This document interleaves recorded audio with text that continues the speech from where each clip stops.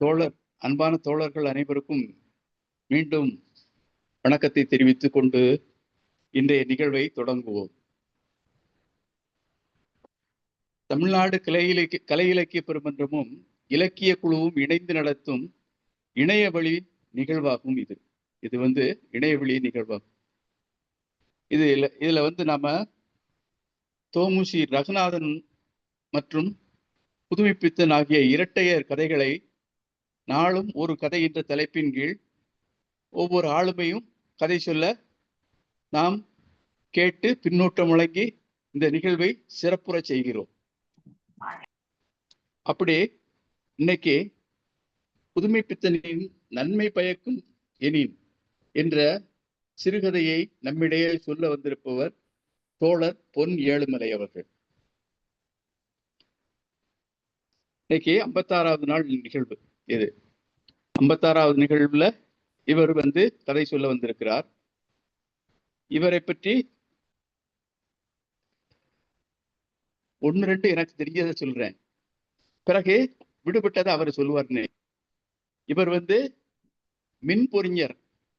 மின்பொறியாளராக பணியாற்றி ஓய்வு பெற்றிருக்கிறார். இவர் தற்போது கனடா வசித்து வருகிறார். இவற்றை எனக்கு பிடிச்சமானது என்னன்னா, அதாவது அறிவியல் ரீதியாக சிறந்த கருத்துக்களை வலியுறுத்துவார். அதனை நான் ஏற்றுக்கொள்வேன். ரொம்ப கருத்து முரண்பாடு சில நேரங்களில் வந்தாலும் அவர் சொல்றதை ஏற்றுக்கொள்ளக்கூடியதை ஏற்றுக்கொள்ளத்தான் செய்யணும். அதுதான் நமது இடதுசாரி சிந்தனையாளர்களுக்கே உரித்தான பண்பாகும். அத ரொம்ப சிறப்பான இப்ப கனடாவில் இருந்துகிட்டும் இந்த நம்ம இணையவழி நிகழ்வுக்கு தொடர்ந்து இணைகிறார் என்றார். அவருடைய தமிழ் பற்று, சிறுகதை பற்று இதெல்லாம் நம்ம அறிந்து கொள்ளலாம். இன்றைய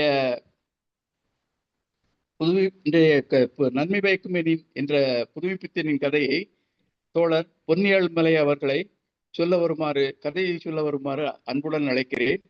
உங்களை பற்றியும் குறிப்புகளை சொல்லிக்கோங்க. கதை சொல்ல வருமாறு அன்புடன் அழைக்கிறேன். தோழமையே வருக, கதையை சொல்லுக.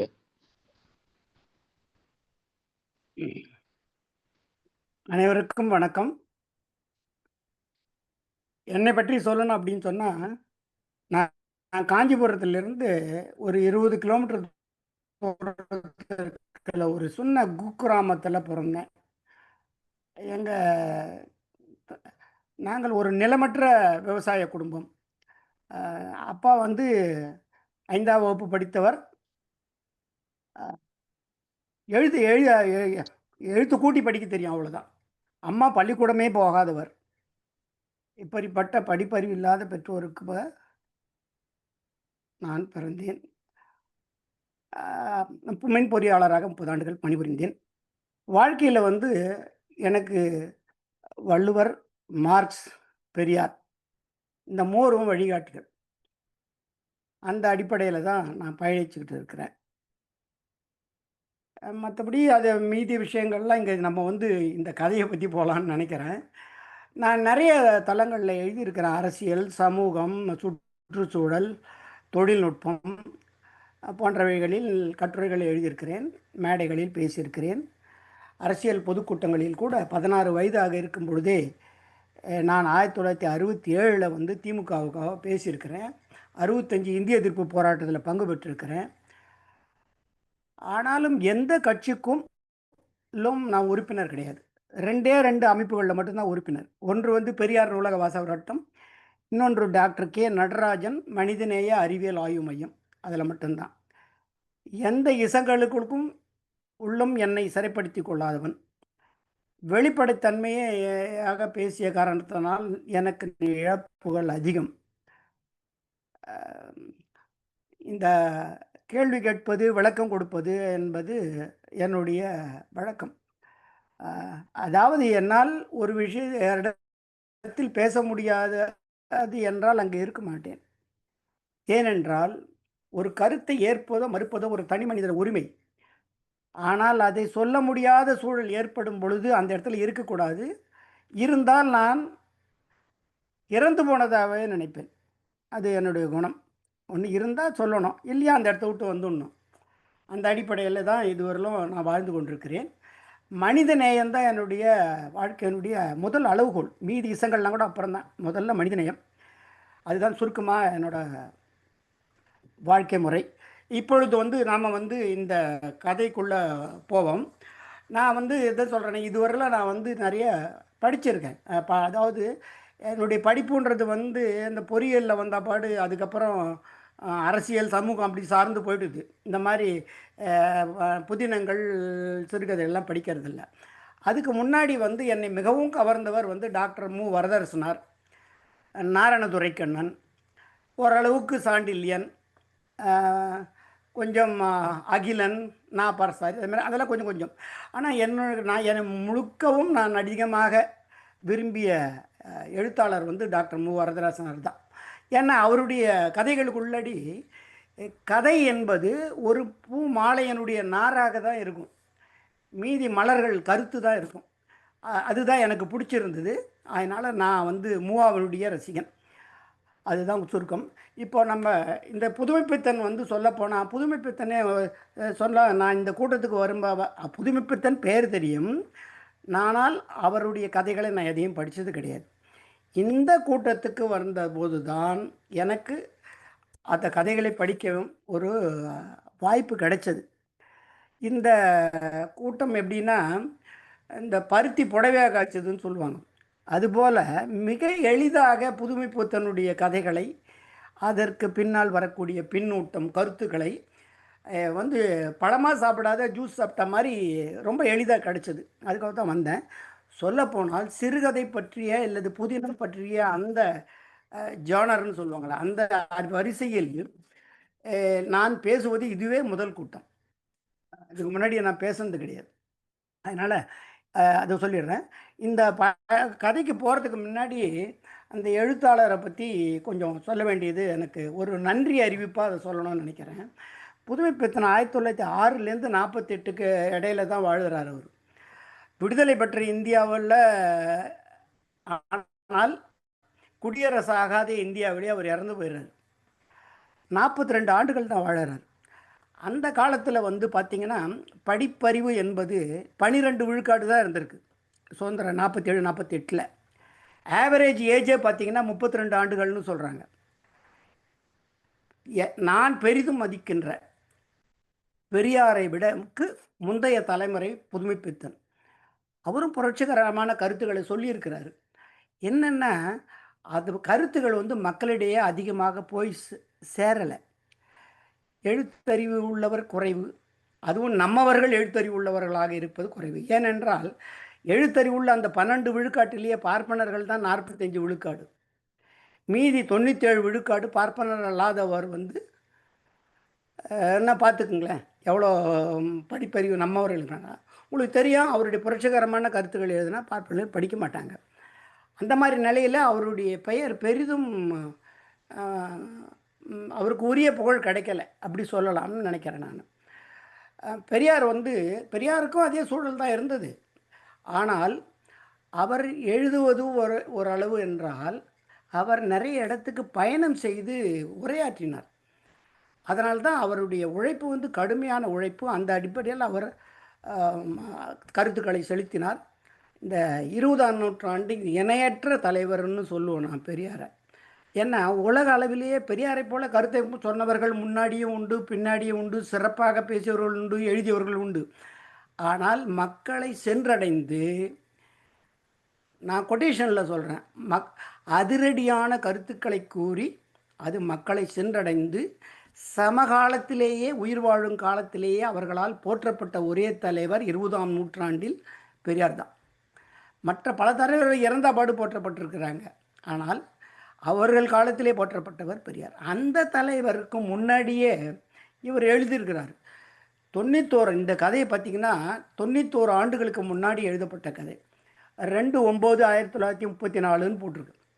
இந்த 2/9 இன்னும் ஒரு வாரம் ஆச்சுன்னா 2/9/25. ஸோ 91 ஆண்டுகளுக்கு முன்னாடி எழுதப்பட்ட கதை. அதாவது நாம் அறிவியலில் முன்னேறவில்லை என்ற ஒரு குறைபாடு எனக்கு எப்பவுமே உண்டு. ஏன்னா நம்ம மேற்கத்திய நாடுகளை தான் எல்லா இடத்துலையும் காப்பி அடிக்கிறோமே. நமக்கு அறிவியல் வளரலையேன்னு நான் குறைபட்டிருக்கேன். ஆனால் உளவியல் சிந்தனையில் திருவள்ளுவர் 2000 ஆண்டுகளுக்கு முன்னாடியே சிந்திச்சிருக்கிறாரு. இப்போ இந்த நூற்றாண்டில் வந்து 20ஆம் நூற்றாண்டில் புதுமைப்பித்தன் போகிறவங்க இவர் எழுதியிருக்கிறார். அந்த அவருடைய கருத்துக்கள்லாம் முற்போக்கான கருத்துக்களாக இருக்குது, அதிரும்படியாக இருக்கின்றது. நான் இப்போது இந்த ஒரு மாதத்துக்குள்ளடி தான் நான் வந்து இது மொத்தத்தையுமே நான் படிச்சிருக்கிறேன். அந்த அடிப்படையில் 91 ஆண்டுகள் நிறைவடைந்த இந்த கதையை நம்ம இன்னைக்கு படிக்கிறோம். இது இன்றைக்கும் பொருத்தப்பாடாக இருக்கிறது. பொதுவாக சொல்லுவாங்க, the quality of food is decided by it கன்சம்ஷன்னு சொல்லுவாங்க.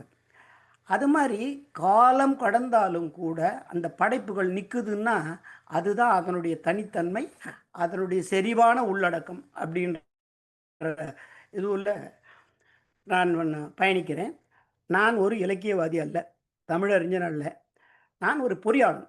ஆகையினால என்னுடைய அளவுகள் பார்த்திங்கன்னா லாஜிக்கல், ரேஷ்னல் அண்ட் சயின்டிஃபிக் அப்படி தான் இருக்கும். மனிதநேயம்ன்றது ஊடாக வரும். அதுதான் அந்த விதத்தில் இப்போ இதை பற்றி சொல்லணுன்னா புதுமைப்பித்தன் எப்படி பேசுகிறார் அப்படின்னா, மறுபடியும் நான் பெரியார் பாணியில் தான் சொல்லுவேன். பெரியார் என்ன சொல்கிறாரு, மானமும் அறிவும் உள்ள மனிதராக என்னுடைய இந்த சமூகத்தை உருவாக்கணும், அதற்காக நான் இந்த பொறுப்பை என் தோள் மேல் போட்டுக்கொண்டு சுமக்கிறேன். என்னை விட யாராவது வந்து இதை தலைமையேற்று நடத்துவார்களானால் அவர்கள் பின்னாடி செல்ல தயார் அப்படிங்கிறார். அது முதல்ல புதுமைப்பித்தன் என்ன சொல்கிறாரு, இவருடைய கதைகளை இவ்வளோ எழுதியிருக்கிறாரு, இதில் என்ன சொல்கிறாரு அப்படின்னு சொல்லிட்டு நம்ம பார்த்தோம்னா என்ன அழகாக அவர் சொல்லியிருக்காரு. அதை படிப்பது நம்ம தெரிஞ்சுக்கொள்ளணும். வெறும் கதையென்னா ரெண்டு வரியில் சொல்லிடலாம். ஆனால் அதனுடைய பொருத்தப்பாடு, இன்றைக்கான பயன், அதெல்லாம் நம்ம சொல்லும் பொழுது அந்த தன்னிலை விளக்கத்தை தெரிஞ்சுக்கணும் நம்ம புதுமைப்பித்தன். என்னுடைய கழுதைகள் உலகத்துக்கு உபதேசம் செய்து உய்விக்க ஏற்பாடு செய்யும் ஸ்தாபனம் அல்ல, பிற்கால நல்வாழ்வுக்கு சௌகரியம் பண்ணி வைத்திருக்கும் இன்சூரன்ஸ் ஏற்பாடும் அல்ல. எனக்கு பிடிக்கிறவர்களையும் பிடிக்காதவர்களையும் கிண்டல் செய்து கொண்டிருக்கிறேன். இந்த கதைகள் யாவும் கலை உத்தாரணத்திற்கு என்று கங்கணம் கட்டி கொண்டு செய்த சேவை அல்ல. இவை யாவும் கதைகள். உலகை உய்விக்கும் நோக்கமோ கலையை எருவிட்டு செழிக்க செய்யும் நோக்கமோ எனக்கு இல்லை. என் கதைகளுக்கு சற்றும் கிடையாது. நான் கண்டது, கேட்டது, கனவு கண்டது, காண விரும்பியது, காண விரும்பாதது ஆகிய சம்பவ கோவைகள் தான் இவை அப்படின்னு அவருடைய தன்னல விளக்கம் சொல்லிட்டார். இப்போ அவருடைய கதை கருவாக இது பண்ணுறேன்னா அவர் சுருக்கமாக சொல்லிட்டார். இதை பற்றிய ஒரு கருத்தாளர், ஒரு அறிஞர் கருமுத்தையா என்ன சொல்கிறாருன்னா, இவருடைய கதைகளை வந்து எந்த மாதிரி அடிப்படைகள்னு பிரிக்கிறார். அவர் தனி மனித உணர்வுகளை அடிப்படையாக கொண்ட கதைகள், தத்துவங்களை அடிப்படையாக கொண்ட கதைகள், சமுதாய சிக்கலை மையமிட்ட கதைகள், காதலை கருவாக கொண்டவை, நகர வாழ்க்கையின் போலித்தன்மைகளை வெளிக்காட்டும் கதைகள், கேலி கிண்டல் இவற்றை கருவாக கொண்டவை, பேய் பிசாசு வேதாளம் இவற்றை மையமிட்ட கதைகள், வறுமையை கருவாக கொண்டவை. இத்தனை விஷயங்கள்லாம் அவர் அடக்கிறாரு. இன்றைய கதை எந்த இடத்துல வருது அப்படின்னா, இது தனி மனித உணர்வுகளும் வரும், சமுதாய சிக்கலும் வரும். அப்படிப்பட்ட கதை தான் இந்த கதை. இதை 2 வரியிலே சொல்லிடலாம். என்னன்னா, ஒரு பணக்காரனுடைய தன்னலம், ஒரு படிப்பாளுடைய தன்னலம், இந்த இருவருடைய சமூகம் சார்ந்த போலித்தனம். இது யாரு? எல்லாம் 2 பேரும் முதியவர்கள், அதாவது 70 வயசுன்னு வச்சுக்கலாம்னு வச்சுங்களேன். இந்த முதியவர்களுடைய போலித்தனம் அப்படின்றது இந்த கதையினுடைய கருவாக இருக்குது. அதில் பார்த்தீங்கன்னா இந்த இருவருக்கும் ஒரு மகள், ஒருத்தருக்கு ஒரு மகன். இவங்க 2 பேரும் பார்த்தோம்னா நல்லவர்களாக இருக்கின்றார்கள். ஆனால் அவங்களுக்கு கிடைக்கிற பேர் என்ன தெரியுமா? அந்த பொண்ணை வந்து அவங்க அப்பா வந்து கழுத நாயேன்னு திட்டுறாரு உண்மை பேசுறதுக்கு. இன்னொருத்தர் என்ன சொல்கிறாரு, அவர் மகனை என்ன சொல்கிறாரு, உனக்கு என்னடா உலகம் தெரியல அப்படின்னு. எதுக்கு? திருட்டு தனம் தப்புன்னு சொல்கிறதுக்கு வந்து உனக்கு உலகம் தெரியலன்றாரு. இதிலேருந்து என்ன தெரியுது அப்படின்னு சொல்லிட்டு சொன்னால், வயது ஆக அறிவு வளருது அப்படின்னு சொன்னாங்க. உண்மைதான், அறிவு வளருது. ஆனால் அந்த அறிவு எந்த மாதிரியான ஒரு முடிவை மேற்கொள்கிறது என்றால், இந்த உலகத்தில் வந்து பிழைக்க வேண்டும் என்ற எண்ணத்தை முதன்மைப்படுத்தி அதற்காக நீ பொய் பேசலாம், திருட்டு செய்யலாம் அப்படின்ற கோணத்தில் தான் இந்த அறிவு வயதானவர்களை, அனுபவசாலிகளை சொல்ல வைக்கிறது என்கின்ற கருத்தை இந்த கதையில் சொல்லி இருக்கிறார். அது வந்து அவர் என்ன சொல்கிறாரு, நாம் அதை எப்படி எடுத்துக்கணும்னா, பெருவாரியான மக்கள் அப்படி இருக்கிறாங்க அப்படின்றத அவர் உணர்ந்ததுனால தான் அவர் அப்படி சொல்லியிருக்கிறாரு அப்படின்னு சொல்லிட்டு நான் நினைக்கிறேன். பின்னூட்டத்தில் நீங்கள் சொல்லுங்கள். இந்த கதைக்களத்துக்கு வரும். கதைக்களம் வந்து இவர் வந்து திருநெல்வேலியில் பிறந்தனால ஒருவேளை அவர் திருநெல்வேலி மொழியில் பேசியிருக்காரான்னு எனக்கு தெரியல. ஏன்னா திருநெல்வேலின்னா என்னுடைய மூளையில் என்ன இருக்குன்னா என்னலே வாலே அப்படின்ற மாதிரி லே போட்டு பேசுவாங்கன்னு தான் நான் நினச்சிட்டு இருக்கேன். ஆனால் இதில் வந்து பார்த்திங்கன்னா ஹான்னு சொல்லிட்டு என்னக சொன்னாக கொடுத்தாக அப்படின்னு சொல்கிறாங்க. அது எந்த வட்டார வழக்கு அப்படின்றது எனக்கு தெரியுது. அவர் சொல்கிற அந்த சொல்லாடல்களும் எனக்கு நிறைய சொல்லாடல்கள் புரியல. என்ன துரிசாப்போ அப்படின்ற துரிசாப்புனா ரொம்ப வேகமானு நினைக்கிறேன். கவலை ஈனம்ன்ற சொல்கிறாரு. சவத்து பயலே அப்படின்னு சொல்லிட்டு சொல்கிறாரு. அதெல்லாம் எனக்கு அது புரியல. அது வந்து எதுக்காக அதை நான் சொல்கிறேன் அப்படின்னு சொன்னால், அது அந்த கதைக்களத்தினுடைய இடத்தை தெரிஞ்சுக்காக அதை சொல்கிறேன். இதில் 2 கதாபாத்திரங்கள். ஒன்று வந்து பூவையா பிள்ளை, 2 வந்து சட்டாநாத பிள்ளை. 2 பேருமே வந்து என்ன சொல்கிறதுன்னா நண்பர்கள், அதாவது அத்தியந்த நண்பர்கள் அப்படின்ற அந்த சொல்லில் ஒரு சொல்லில் அவர் வந்து அவர்களுடைய இயல்பை விளக்கிட்டு போயிடுறாரு அவர். அதை நம்ம அழகாக சிறுகதைகள்லாம் அதுதான் எடுத்துக்கணும். ரொம்ப அழகாக சொல்கிறார். பூவையா பிள்ளை, சட்டநாத பிள்ளை, இவர்களில் வந்து முதல்ல வந்து பூவையா பிள்ளை. நான் சொல்லிட்டேன், இவங்க 2 பேரும் சீனியர் சிட்டிசன், அதாவது 65-70 வயசானவங்க. ஏன்னா அவங்களுக்கு திருமணத்துக்கான மகள் இருக்காங்க, மகன் இருக்காங்கன்னு சொல்லும் பொழுது அவங்க 70 வயதானவர்கள். அப்படிப்பட்ட இதில் இந்த பூவையா பிள்ளையன் வந்து அவர் கொழும்பில் வியாபாரம் பண்ணி அங்கே வந்து அவரை வந்து ஒரு தூக்கியது அப்படின்றார். 3 வருஷம் வியாபாரம் பண்ணி கொழும்புல ஒரு தூக்கியது தான். அவர் லேவாதேவிக்காரன் வட்டிக்கு விட்டு பணம் சேர்க்குறவர். அதில் வந்து அவருக்கு அந்த தொழிலில் வந்து அது ஒரு தூக்கியது. அதுக்கப்புறம் அதை வச்சு அவர் 10 கோட்டை நிலம் வாங்கி வேளாண் செய்கிறாரு. வேளாண் செஞ்சு அவர் வந்து அதுலேயும் நெல் விலை முன்பு உயர்ந்த பொழுது ஒரு தட்டு, அதாவது தட்டுன்னா ரொம்ப டக்குன்னு தூக்கி விடுறது, அதாவது உழைப்பவன் கணக்கு பார்த்தால் உழைக்கும் மிஞ்சாதுன்னு பழமொழி. ஏன்னா நான் அந்த வேளாண் குடும்பத்தில் வந்தனால தெரியும். ஆனால் இவருக்கு வந்து அந்த ஒரு தட்டு தூக்குச்சு அப்படின்னு சொல்லிட்டு சொன்னால் என்ன பொருளை நான் எடுத்துக்கிறேன் அப்படின்னா, இவர் நெல்லை விளைவித்து அதை வந்து பதுக்கி வச்சு அதுக்கப்புறம் நல்ல விலை வரும் பொழுது அதை விற்றுருப்பார் அப்படின்னு சொல்லிட்டு நினைக்கிறேன். இந்த லேவாதேவி இதில் தான் வந்து அவர் வந்து பணக்காரர் ஆகிறார். ஏன்னா ஒருத்தன் அவ்வளோ எளிதாக பணக்காரர் ஆகிறார். இவர் சொல்கிறது பார்த்தா இந்த சொல்லாடல்களில் ரொம்ப எளிதாக வேகமாக பணக்காரர் ஆகிறார். அது எப்போ முடியும் அப்படின்னு சொல்லிட்டு சொன்னால், ஆங்கிலத்தில் ஒரு வரையறை உண்டு. பிஸ்னஸ்ஸு அது தொழிலுக்கு வந்து ஒரு ப்ரிமிட்டிவ் டெஃபனிஷன், அது வந்து அப்படியே எடுத்துக்கக்கூடாது. ப்ரிமிட்டிவ் டெஃபனிஷன் என்னென்னா, business is nothing but taking advantage of the other man's ignorance அப்படின்னு சொல்லுவாங்க. அடுத்தவனுடைய முட்டாள்தனத்தை காசாக்குவது. அந்த வழியில் தான் இவர் காசாக்கினதா ஒரு தெய்வ பக்தி உண்டு இருக்கு. உலக நடவடிக்கைகளை பொறுத்து கோவிலுக்கு போதல். இங்கே தான் நீங்கள் அந்த கதாபாத்திரத்தை புரிஞ்சுக்கணும். அவருக்காக போல அவர் உலக நடவடிக்கைகளை பொறுத்து கோவிலுக்கு போதல், நீண்ட பூஜை முதல்ல எல்லாம் உண்டு. தெரியும் எல்லாம் உங்களுக்கு. ஜெயலலிதாவை கைது பண்ணும்போது அவங்க பூஜையில் தான் போய் உட்காந்தாங்க. நரசிம்மராவும் அவரை வந்து வழக்குக்கு கூப்பிட போகும்போது அவர் பெரிய பூஜையில் தான் இருந்தார். பாபர் மசூதி இடிக்கும் போது அவர் பூஜையில் இருந்திருக்கார். அது மாதிரியான ஒருத்தர் அவர் பூவையா பிள்ளை. அவர் ஒரு கதாபாத்திரம். அவருடைய நண்பர், அத்தியந்த நண்பர், அது பக்கத்து வீட்டு சட்டைநாத பிள்ளை. அவர் வந்து ஒரு புத்தக புழுவான். அது ஒரு புஸ்தக புழு அப்படின்னு தான் எழுதுகிறாரு, புத்தக புழு. அவர் வந்து நிறைய ஒரு வருவாயை வந்து புத்தகமாக வாங்கி படிப்பாராம். அதனால் ஏதோ ஆராய்ச்சி செய்து கொண்டுக்கிறார் நீண்ட காலமாக அப்படின்னு கண்டல் அடிக்கிறார். அது வந்து அவருக்கு அறம்பொருள் விண்மம் வீடு எல்லாமே அதுதான், அவருடைய வாழ்க்கையே அதுதான் அப்படின்னு சொல்லிட்டு அவர் சொல்கிறார். ஆனாலும் அதனால் என்ன ஆகுது, அவர் வந்து பொருளாதார ரீதியில் வந்து ஒரு நடுத்தர குடும்பமாக தான் இருக்கிறார். அவர் வந்து இவர்கிட்ட கடனும் வாங்கியிருக்கிறார். அதை அப்போ வந்து என்ன பண்ணுறார், ஒரு நாளைக்கு வந்து அவங்க அவர் பொண்ணு வந்து, அவர் பெண்ணோட பேர் தங்கம். அவள் வந்து திருமண வயதில் இருக்கக்கூடிய ஒரு பெண் அவருக்கு. அவள் வந்து வீட்டில் என்ன பண்ணுறா, ஒரு காகித துண்டில் வந்து மேலே வீட்டு பெரியப்பா கொடுத்தாங்க அப்படின்னு சொல்லிட்டு கொடுத்துருக்குறேன். இதில் என்னென்னா, இவங்க 2 பேரும் சம வயதாக இருக்கிறாங்க.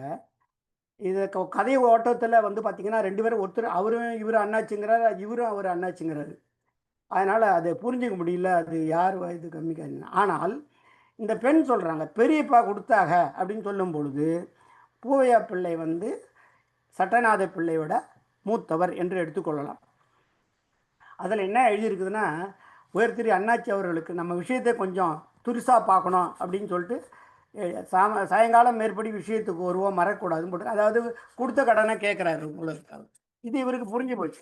சரி, அவர் சொல்லி சரின்னு சொல்லிட்டு என்ன பண்ணிட்டாரு, அவர் பணத்தை எடுத்து கொண்டு போய் கொடுக்கலாம் அப்படின்னு வச்சுருக்காரு. அப்போ 500 600 கொண்டு போய் அந்த சுருக்கா சொல்லிடுறேன் நான், கொண்டு போய் கொடுக்கறதுக்கு வச்சுக்கிறார். அதில் அவர் சொல்கிறாரு, சொல்லிவிட்டு கையில் இருந்த செந்த அவஸ்தா முதல் பாகத்தில் தன்னை மறந்து விட்டாருன்றாரு. அது எனக்கு புரியல. ஜரத்துஷ்டிரனுடைய மொழிகளில் தான் மனம் அப்படிங்கிறாரு. அதை யோசித்து கொண்டே 5க்கு பதிலாக 6 நோட்டுகளை எடுத்துக்கொண்டு பூவேப்பிள்ளையை பார்க்க சென்றார் அப்படிங்கிறாரு. இந்த இது தெரியல எனக்கு சார். அது யாருன்னா பின்னூட்டத்தில் யாருன்னா கொஞ்சம் விளக்கம் சொன்னீங்கன்னா நல்லாயிருக்கும். சரின்னு சொல்லிட்டு அங்கே போகிறாரு. அவர் வீட்டுக்கு பூவேப்பிள்ளை வீட்டுக்கு போகிறார். உங்களுக்கு தான் தெரியும், அவர் நீண்ட பூஜை பக்திமான். அவர் போய் பூஜை பண்ணிட்டு இருக்கிறாரு. இவரை பார்த்த உடனே ஒரு நிமிட் என்று பூஜையின் கியரை மாற்றி வேகத்தை அதிகப்படுத்தினார். அதில் பூஜையினுடைய வேகம், அதாவது இவர் வந்து பணம் கொடுக்கறதுக்கு வந்துருக்காரு தெரிஞ்ச உடனே பூஜையே வேகமாக பண்ண ஆரம்பிச்சிட்டாரா. அது வந்து ரொம்ப சிரிப்பாக இருக்குது அது எழுதும்போது. அது திருச்சிட்டம்பலான்னு சொல்லி முடிச்சுட்டு என்னாச்சு என்ன விசேஷம் இந்த மாதிரின்னு சொல்லிட்டு இவர் பணத்தோடு வந்திருக்கிறேன் அப்படின்னு சொல்லி, ஏன் என்ன நான் வந்து உங்களுக்கு சீட்டு அனுப்பிச்சதுனால உங்களுக்கு மனத்தாங்கலாகி போச்சா அப்படின்னு சொல்லிட்டு ஏதோ மன்னிப்பாக கேட்குற பாணியில் அவர் வந்து கேட்டார். இல்லை இல்லை, எனக்கு தான் மறதியாச்சு, பணம் கொடுக்கணும், கையில் இருக்கும்போதே கொடுத்துடலாம் அப்படின்றத போய் கொடுத்துட்டு பணத்தை கொடுத்துட்றாரு. அவர் வாங்கி வச்சுக்கிறார். சரியாக பாருங்கன்றார். அதெல்லாம் என்ன நீங்கள் கொடுத்தா நல்லதாக இருக்குன்னு நம்ம எல்லாம் வழக்கமாக சொல்கிறது தானே. அது நண்பர்கள்னால் பின்ன அதை எண்ணியே பார்க்க மாட்டேன். இல்லை வச்சு பாருங்கன்னா இல்லை நம்ம வாங்கி வச்சுக்கிறாரு. அப்போ வந்து இவர் கேட்குறாரு, நம்ம பையன் என்ன பிஏ தானே படிக்கிறான் அப்படின்னாரு. ஆமான்னு. இவர் என்ன நினைக்கிறார், இவர் பொண்ணுக்கு கல்யாண வயசு, அதை பற்றி ஏதோ பேச போகிறாரு போல இருக்குது அப்படின்ட்டு ஆமாம் அப்படின்னாரு. அதெல்லாம் ஒன்றும் இல்லை, எனக்கு வந்து அவங்க காலேஜில் ஒரு புஸ்தகம் இருக்கிறது. யார்? அவங்க காலேஜில் ஒரு புஸ்தகம் இருக்கிறது. நான் எழுதும் புஸ்தகத்திற்கு அது கட்டாயம் எனக்கு வேணும், எங்கேயும் கிடைக்காது, அவனை எடுத்து வர சொல்லுங்க, பிறகு காணாமற் போய்விட்டது என்று விலையை கொடுத்து விடுவோம். இதில் தான் பாருங்கள், ஒரு புத்தகத்தை நேசிப்பவர், அதிகம் படிப்பவர், ஆராய்ச்சி செய்பவர், எழுதுபவர். ஆனால் அவருடைய தன்னலம் வந்து எப்படி இருக்கு பாருங்கள். அந்த புத்தகம் எங்கேயும் கிடைக்காதான், அதை வாங்கி வந்து இவர் குறைந்தபட்சம் படி எடுத்துக்கலாம். ஏன்னா அந்த காலத்திலலாம் ஜெராக்ஸ் இருந்திருக்காருன்னு வச்சுக்கலாம், படி எடுத்துக்கலாம். அதை விட்டுட்டு அதை வாங்கி வச்சுக்கிறது தான், பிறகு காணாமற் போய்விட்டது என்று விலையை கொடுத்து விடுவோம் என்று சொல்கிறாரு. இது வந்து 2 பெரியவர்கள் பேசிக்கொள்கின்ற இந்த பேச்சு. இப்படி தானே சரி அப்படின்னு சொல்லிட்டு நடராஜன் கூப்பிட்டு, நான் அவர் மகன் பேர் நடராஜன், அவனை கூப்பிட்டு நீ வந்து இதை பெயரெல்லாம் எழுதி கொடுக்குறாங்க, அவன் வாங்கின்னு வாங்க அப்படின்னு சொல்லிட்டு சொல்கிறாரு. அதோட இது போயிடுது. அப்போ இவர் என்ன பண்ணுறாரு, வீட்டுக்கு போயிட்டு பார்க்குறாரு, பணத்தில் வந்து பூவேப்பிள்ளை பணத்தை பெட்டியில் வைத்து பூட்டுமுன்னு எண்ணினார். 600 கொடுத்துருக்காரு. ஆனால் இவர் கொடுக்க வேண்டியது 500 தான். 600 கொடுத்துருக்காரு. பூவேப்பிள்ளை பணத்தை பெட்டியில் வைத்து பூட்டினார். அதிகமாக இருந்தது. கொண்டு போய் கொடுத்து விடலாமே என்று நினைத்தார். அவராக வரட்டுமே, என்ன இவ்வளவு கவலை ஈனம் என்று நினைத்து பெட்டியில் வைத்து பூட்டினார். அன்று முழுவதும் சட்டநாத பிள்ளை வரவில்லை. 2 நாள் பார்த்து கொண்டு பாங்கிக்கு அனுப்பலாம் என்று நினைத்து சும்மா இருந்தார்.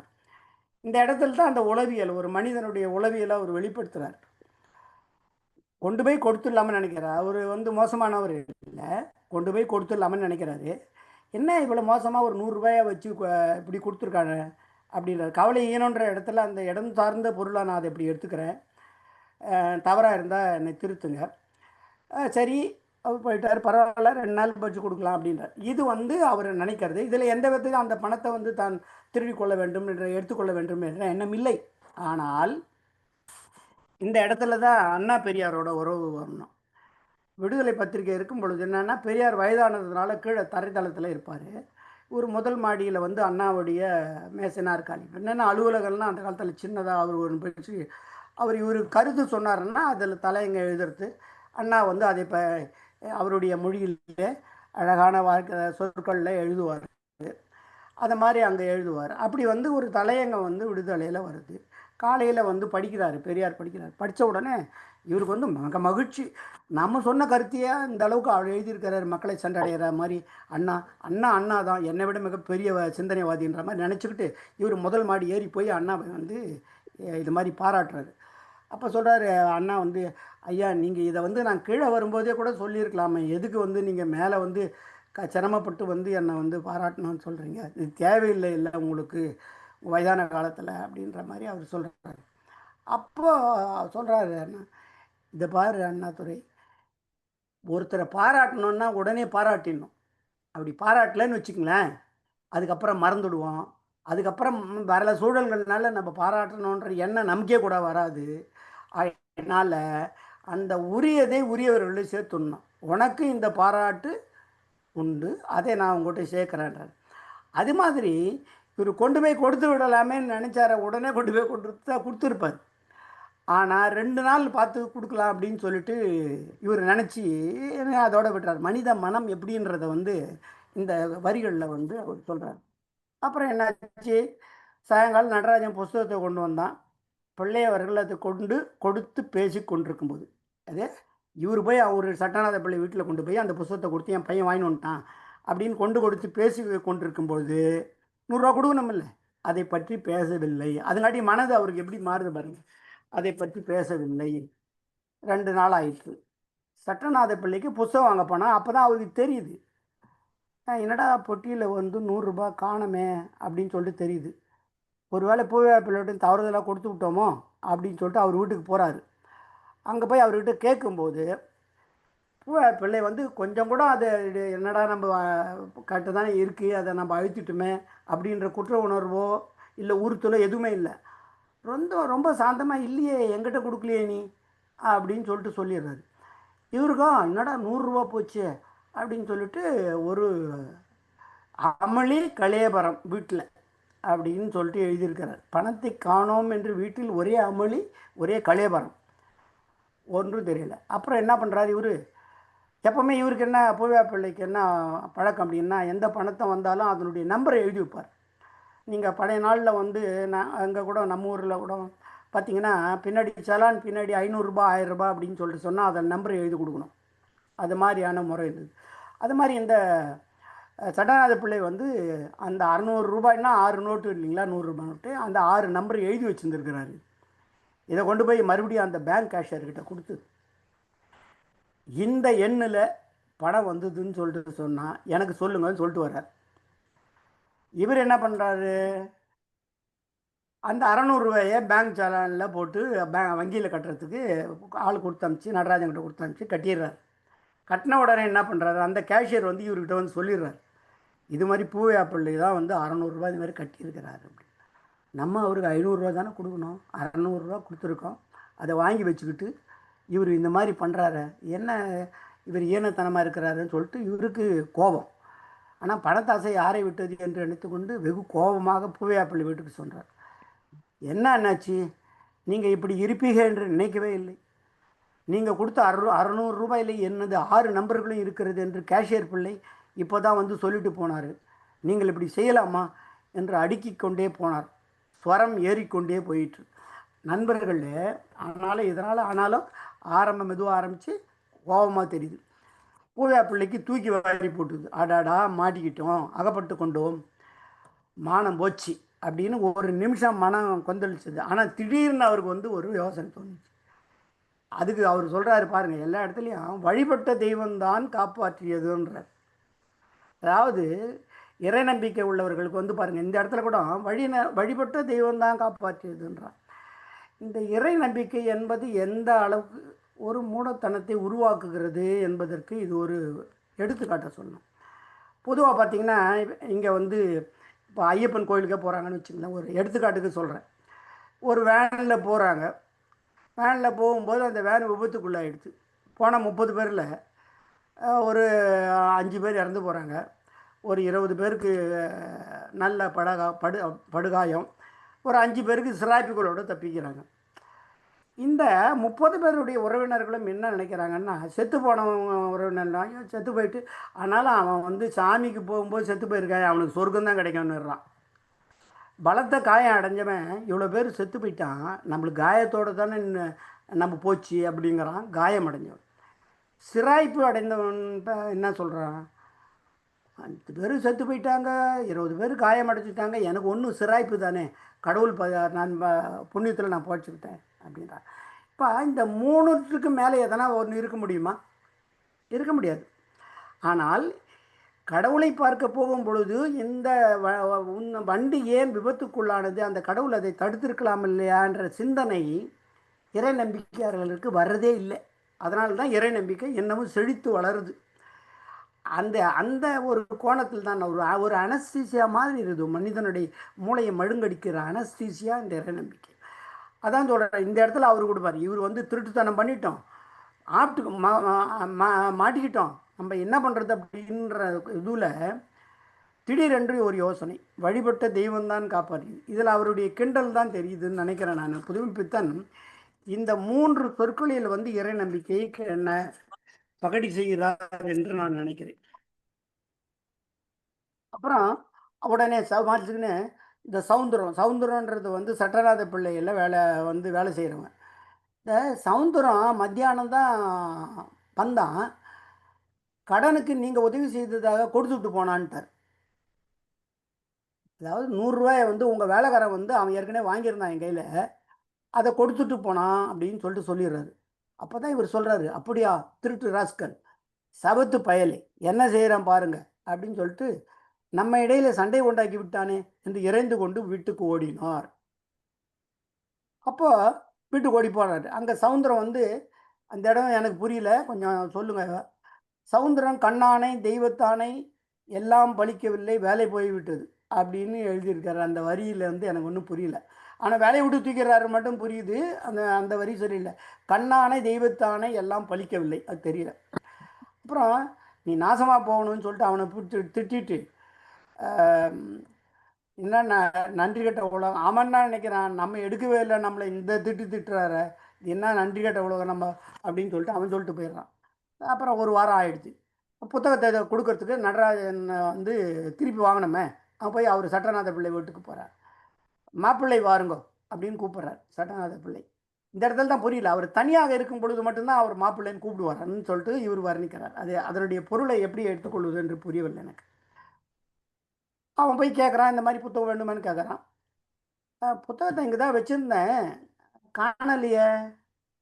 பயப்படாத, விலையை கொடுத்துடுவோம், ஒருவேளை இந்த சவுந்தரம் பயல் திருடி இருப்பானோ என்று சந்தேகம் என்று ஒன்று சொல்லிக் கொள்ளப்படுற. அதாவது சவுந்தரம் ஒரு வேலைக்காரன் மேலே எந்த அளவுக்கு ஒரு சில்லறத்தனமாக நினைக்கிறான் பாருங்க இருக்கப்பட்டவன், அவன் திருடி இருப்பானோ அப்படின்னு சொல்லிட்டு மனதறிந்து போய் சொல்கிறாரு. அந்த நடராஜன் திடிக்கிட்டான், என்னடா அது இவர் இப்படி சொல்கிறாரே, நம்ம கல்லூரியிலேருந்து வாங்கிட்டு வந்திருக்கிறோம், இவர் திருடிட்டான்னு சொல்கிறார். அப்போ தான் அப்படியே திரும்பி பார்த்துன்னு போது பார்த்தா அந்த இடத்துல எதிர்க்க புத்தகமே இருக்குது. அதை பார்த்த உடனே இவனுக்கு ஒரு மாதிரி மனசு கஷ்டமாக போச்சு. இங்கே வச்சுக்கிட்டே இல்லைன்னு சொல்கிறாரு. ஆச்சரியம், திகில், கோபம் அப்படின்னு எழுதுறாரு. இவர் என்ன பண்ணுறாரு, 20 ரூபாயை கொடுத்து கேட்ட விலையை கொடுத்துருங்க அப்படின்னு சொல்லிட்டு கொடுக்குறாரு. அவன் சொல்கிறான், நான் புஸ்தகம் தான் அது இருக்குது, அதை கொடுங்க அப்படின்னு சொல்லிட்டு கேட்குறான். என்ன மாப்பிள்ளை, அந்த புஸ்தகம் கிடைக்காது, விலையை கொடுத்துருங்க, நான் எழுதும் புத்தகம் அவ்வளோ முக்கியம், அது இல்லாவிட்டால் நடக்காது, உங்களுக்கு தெரியாதா அப்படின்றாரு. சொல்கிறாரு, அது திருட்டுத்தனங்க, அந்த மாதிரி என்னாலலாம் செய்ய முடியாது, நீங்கள் புத்தகத்தை கொடுத்துருங்க அப்படின்னு சொல்லிட்டு கேட்கும்போது, அதெல்லாம் நான் புத்தகத்தை கொடுக்க முடியாது, உம்மால் என்றதை பாரும் அப்படின்றாரு. இந்த நடையை என்னால் ஏற்றுக்கொள்ள முடியல. என்னன்னா, நான் புத்தகத்தை கொடுக்க முடியாது, உம்மால் என்றதை பாரும் அப்படின்ற அந்த அந்த சொற்கள் இவர் மூத்தவர், அவன் அவருடைய நண்பருடைய மகன், அவங்ககிட்ட போயிட்டு உன்னால் என்றதை பாருன்னு சொல்லிட்டு ஒரு பெரியவர் சொல்வதுன்ற அந்த உரையாடல் வரிகள் அது இயல்பாக எனக்கு தோணலை. சரி, என்ன இது அதிக பிரசங்கித்தனமாக இருக்கிறது, புஸ்தகம் கொடுன்றன்னா அதை கொடுக்க முடியாதுன்றீங்க, ரூபா இருக்குதுன்றீங்க, நான் அண்ணாச்சிக்கிட்ட போய் பேசுகிறேன், நீ இந்த வந்து காசு வாங்கிக்கின்னு போன்றாரு. அவன் சொல்கிறான், அண்ணாச்சியாவது ஆட்டுக்குட்டியாவது புஸ்தகம் கொடுங்க அப்படின்னு கேட்குறான். அப்படி கேட்கும்போது இவங்க 2 பேருக்கு இடையில் வார்த்தை அதிகப்பட்டது, ஏக வசனமாக மாறியதுன்றார். அதான் வார்த்தை அதிகப்பட்டது. இது வந்து அவருடைய வயது, அவர் அப்பாவுடைய நண்பர் அப்படின்ற இடத்துல வார்த்தை அதிகப்படவும் ஏகவசனமாக மாறுவதும் இயல்பாக இல்லை. ஆனால் இவர் இப்படி தான் எழுதியிருக்கிறார். அப்போ வந்து ஒரு குரல் கேட்குது, அப்பா அதை கொடுத்து விடுங்கள் அப்படின்னு தழுதழுத்த குரல் கதவு இடையிலிருந்து கேட்டது. யாருன்னு சொல்லிட்டு சொன்னால் அவருடைய மகள் தங்கம். இவன் அவருடைய கண்கள் மாத்திரம் நடராஜன் மனதில் பதிகிறது அப்படின்றான். அவன் படிச்சுட்டு, ஓ தங்கம்மா, இந்த மாதிரி தங்கமான பொண்ணு இந்த மாதிரி தந்தைக்கா அப்படின்ற ஒரு நினைப்பில் சொல்கிறாரு. அதுங்காட்டி என் தன்னை வந்து காட்டி கொடுத்துட்டா தனக்கு தான் பொண்ணு தானே, அதனால் அந்த உரிமை எடுத்துக்கிட்டு, போ கழுதை உள்ள, உன்னை யார் கூப்பிட்டது, நியாயம் சொல்ல வந்தாயாக்கும், போ நாயே, எது கழுதை நாயே, அதுக்கு உண்மையை சொன்னதுக்கு கழுதையே நாயேன்னு பொண்ணை திட்டுறாரு. நடராஜனுக்கு ரொம்ப கோபம். என்ன மனுஷன் இருந்தாலும் வயசானாலும் இப்படி பேசுகிறேன். அப்பா கிட்ட போகிறான். என்னப்பா அப்படி செய்தாருன்னு சொல்கிறான். அவர் சொல்கிறாரு, அதுக்கு என்னப்பா செய்யலாம், நீ எப்படியாவது முடித்து விடு, வீண் சச்சரவு வேண்டாம் அப்படின்றாரு. இல்லை உனக்கு உலகம் தெரியலையப்பா, இதெல்லாம் பெருசு பண்ணிகிட்டு இருக்கிறியா, இதை இல்லைன்னு சொல்லிட்டு பணத்தை கொடுத்து செட்டில் பண்ணு, தேவையில்லை, இது வந்து வீண் சச்சரவு வேண்டாம், உலகம் தெரிஞ்சிக்க பொழைச்சிக்கோன்ற மாதிரி சொல்கிறார். இவரும் ஒரு சீனியர் சிட்டிசன், மூத்தவர், திருட்டுத்தனத்துக்கு சப்பை கட்டுகிறார். இது வந்து இயல்பாக நடக்குது. இது ஒன்றும் இதில் அவங்க மனசில் உறுத்தலே இல்லை. திருட்டுத்தனம் அல்லவா அப்படின்னாரு. திருட்டு தான், யார் இல்லைன்னு சொன்னது, ஆனால் அவன் என்னுடைய நண்பன், அதுக்காக எனக்காக முடித்து விடு. என்னப்பா நீங்கள் இவ்வளோ சொல்லாமல், நீங்கள் பெரியவங்க இவ்வளோ சொல்லாமா, சொல்லலாமான்னு சொல்லிட்டு அவன் சொல்கிறான். அந்த இடத்துல தான் அவர் சத்யா பிள்ளையுடைய பொண்ணு தங்கத்துக்கு இருக்கிற புத்தி கூட அப்படின்னு முடிக்கிறாரு. நீங்களும் இப்படி சொல்லாமா, அவர் பெண்ணுக்கு இருக்கிற புத்தி கூட அப்படின்னு சொல்லிட்டு முடிக்கிறார். அதற்கு பின்னாடி கடைசியாக இருக்கிற 2 வரிகள், கண்களுக்கு பின் நின்ற முழு உருவம் எப்படி இருக்கும் என்று நினைத்து கொண்டே காரியத்தை சரிப்படுத்த சென்றான் அப்படின்றாரு. என்னன்றது எனக்கு புரியல. இதில் பின்னூட்டத்தில் வந்து நீங்கள் யாருன்னா சொன்னால் நல்லா இருக்கும். அதுதான் இதில் 2 விஷயங்கள் நமக்கு புரியுது. மூத்தோருடைய கெட்ட குணம், அதாவது அனுபவம், பட்டறிவு, இது என்பது ஏற்றுக்கொள்ளப்பட்ட விழுமியங்களுக்கு எதிராக நாம் இருக்கலாம் என்பதை சொல்லி கொடுக்கிறது. இளையவர்கள், அந்த பொண்ணு தங்கமும் சரி நடராஜனும் சரி, திருடுறது தப்பு, இதுமாரி பேசுறது தப்பு அப்படின்ட்டு அவங்க சொல்கிறாங்க. இது மாதிரியான ஒரு கதையை அவர் வந்து அந்த காலத்தில் எழுதியிருக்கிறார். புதுமை பித்தன் வந்து பல வந்து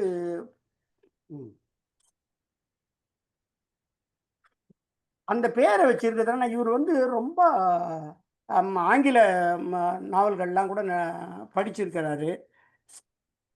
அவருடைய பேர் வந்து பல பேர்கள்லாம் வந்து அவர் வந்து புனை பெயர்கள்லாம் அவர் எழுதுகிறார், புதுமை பித்தன். ஆனால் புதுமை பித்தன் என்ற பெயர் தான் எனக்கு அவருக்கு நினச்சி போகுது.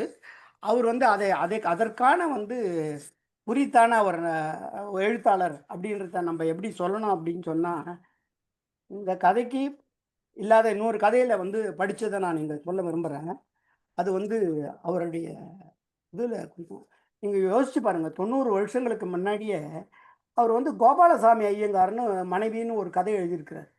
அதில் அவர் கோபால ஐயங்கார் வந்து டெப்டி கலெக்டர், அவர் வந்து ஒரு பார்ப்பனர். அவர் வந்து சந்தர்ப்ப சூழல் அவர் வந்து வீட்டில் பணிப்பெண்ணாக இருக்கிறவளே மீனாட்சின்றவளை திருமணம் பண்ணிக்கிறாரு. அந்த திருமணம் பண்ணியிருக்காரு. அவளை வந்து தன்னுடைய பார்ப்பனிய தர்மத்துக்கு ஏற்ற மாதிரி அவர் வளர்த்தெடுக்க நினைக்கிறாரு. அது நடக்கலை. ஏன்னு கேட்டால் அவர் இடையர் குலப்பெண். அவள் வந்து இவரை வந்து ஒரு கணவன்ற பாணியிலே பார்க்கல. அவள் வந்து ஒரு தெய்வன்ற மாதிரி பாணியில் அவள் பார்க்குறான். அது வந்து இவருக்கு பிடிக்கல. இவருக்கு அந்யோன்யமாக வந்து ஒரு கணவன் மனைவியாக இருக்கணும்னு சொல்லிட்டு நினைக்கிறாரு. அது நடக்கலை. அதுக்கப்புறம் வந்து அவர் வந்து மது பழக்கத்துக்கு ஆளாகிறாரு. அதுக்கப்புறம் இறைச்சி சாப்பிட்றதுக்கும் பண்ணுறாரு. இந்த மாதிரி வந்து இவர் மாறி போகும் பொழுது அவளுக்கும் மது பழக்கத்தை உண்டாக்கி கொடுத்துட்டு 2 பேரும் மதுவும் ஆம், இறைச்சி சாப்பிட்டுட்டு மதுவும் அருந்தி விட்டு இருக்கும்பொழுது சொல்கிறாங்க, அதில் வரக்கூடிய இதுவை எழுதுகிறாங்க. அவங்க கொஞ்சிக்கிறாங்களா, அவர்களுக்கு இடையில் இருந்த சாதி பிரச்சனை அகழ்கின்றது. எது? மது அருந்தி இறைச்சி உண்ட பிறகு அவர்களிடையே இருந்த சாதி பிரச்சனை அகழ்கின்றது. மது போதையில் ஏ பாப்பான் அப்படின்னு கொஞ்சுவாளாம் மீனாட்சி. என்னடி அடைச்சிருக்கி என்று காதல் உரை பகர்வார் அவர் அப்படின்னு சொல்லிட்டு அவர் சொல்றார். இறுதியில் மீனாட்சி பிராமணத்தி ஆவது போய் கோபால ஐயங்கார் இடையரானார் அப்படின்னு முடிச்சிருக்கிறாரு. இது புதுமைப்பித்தன் 90 ஆண்டுகளுக்கு முன்னாடியே இந்த ஜாதிகளை சாடிய தன்மை, அந்த எழுத்துக்களுடைய வன்மை, இதெல்லாம் எண்ணி பார்க்கும் பொழுது அவருடைய புதுமைப்பித்தன் என்பதற்கான புனை பெயர் அவருக்கு சால பொருந்தும் என்று நினைக்கிறேன். அதை பற்றியான ஒரு குறிப்பை சொல்லி என்னுடைய உரையை முடிக்கலாம் என்று பார்க்கிறேன்.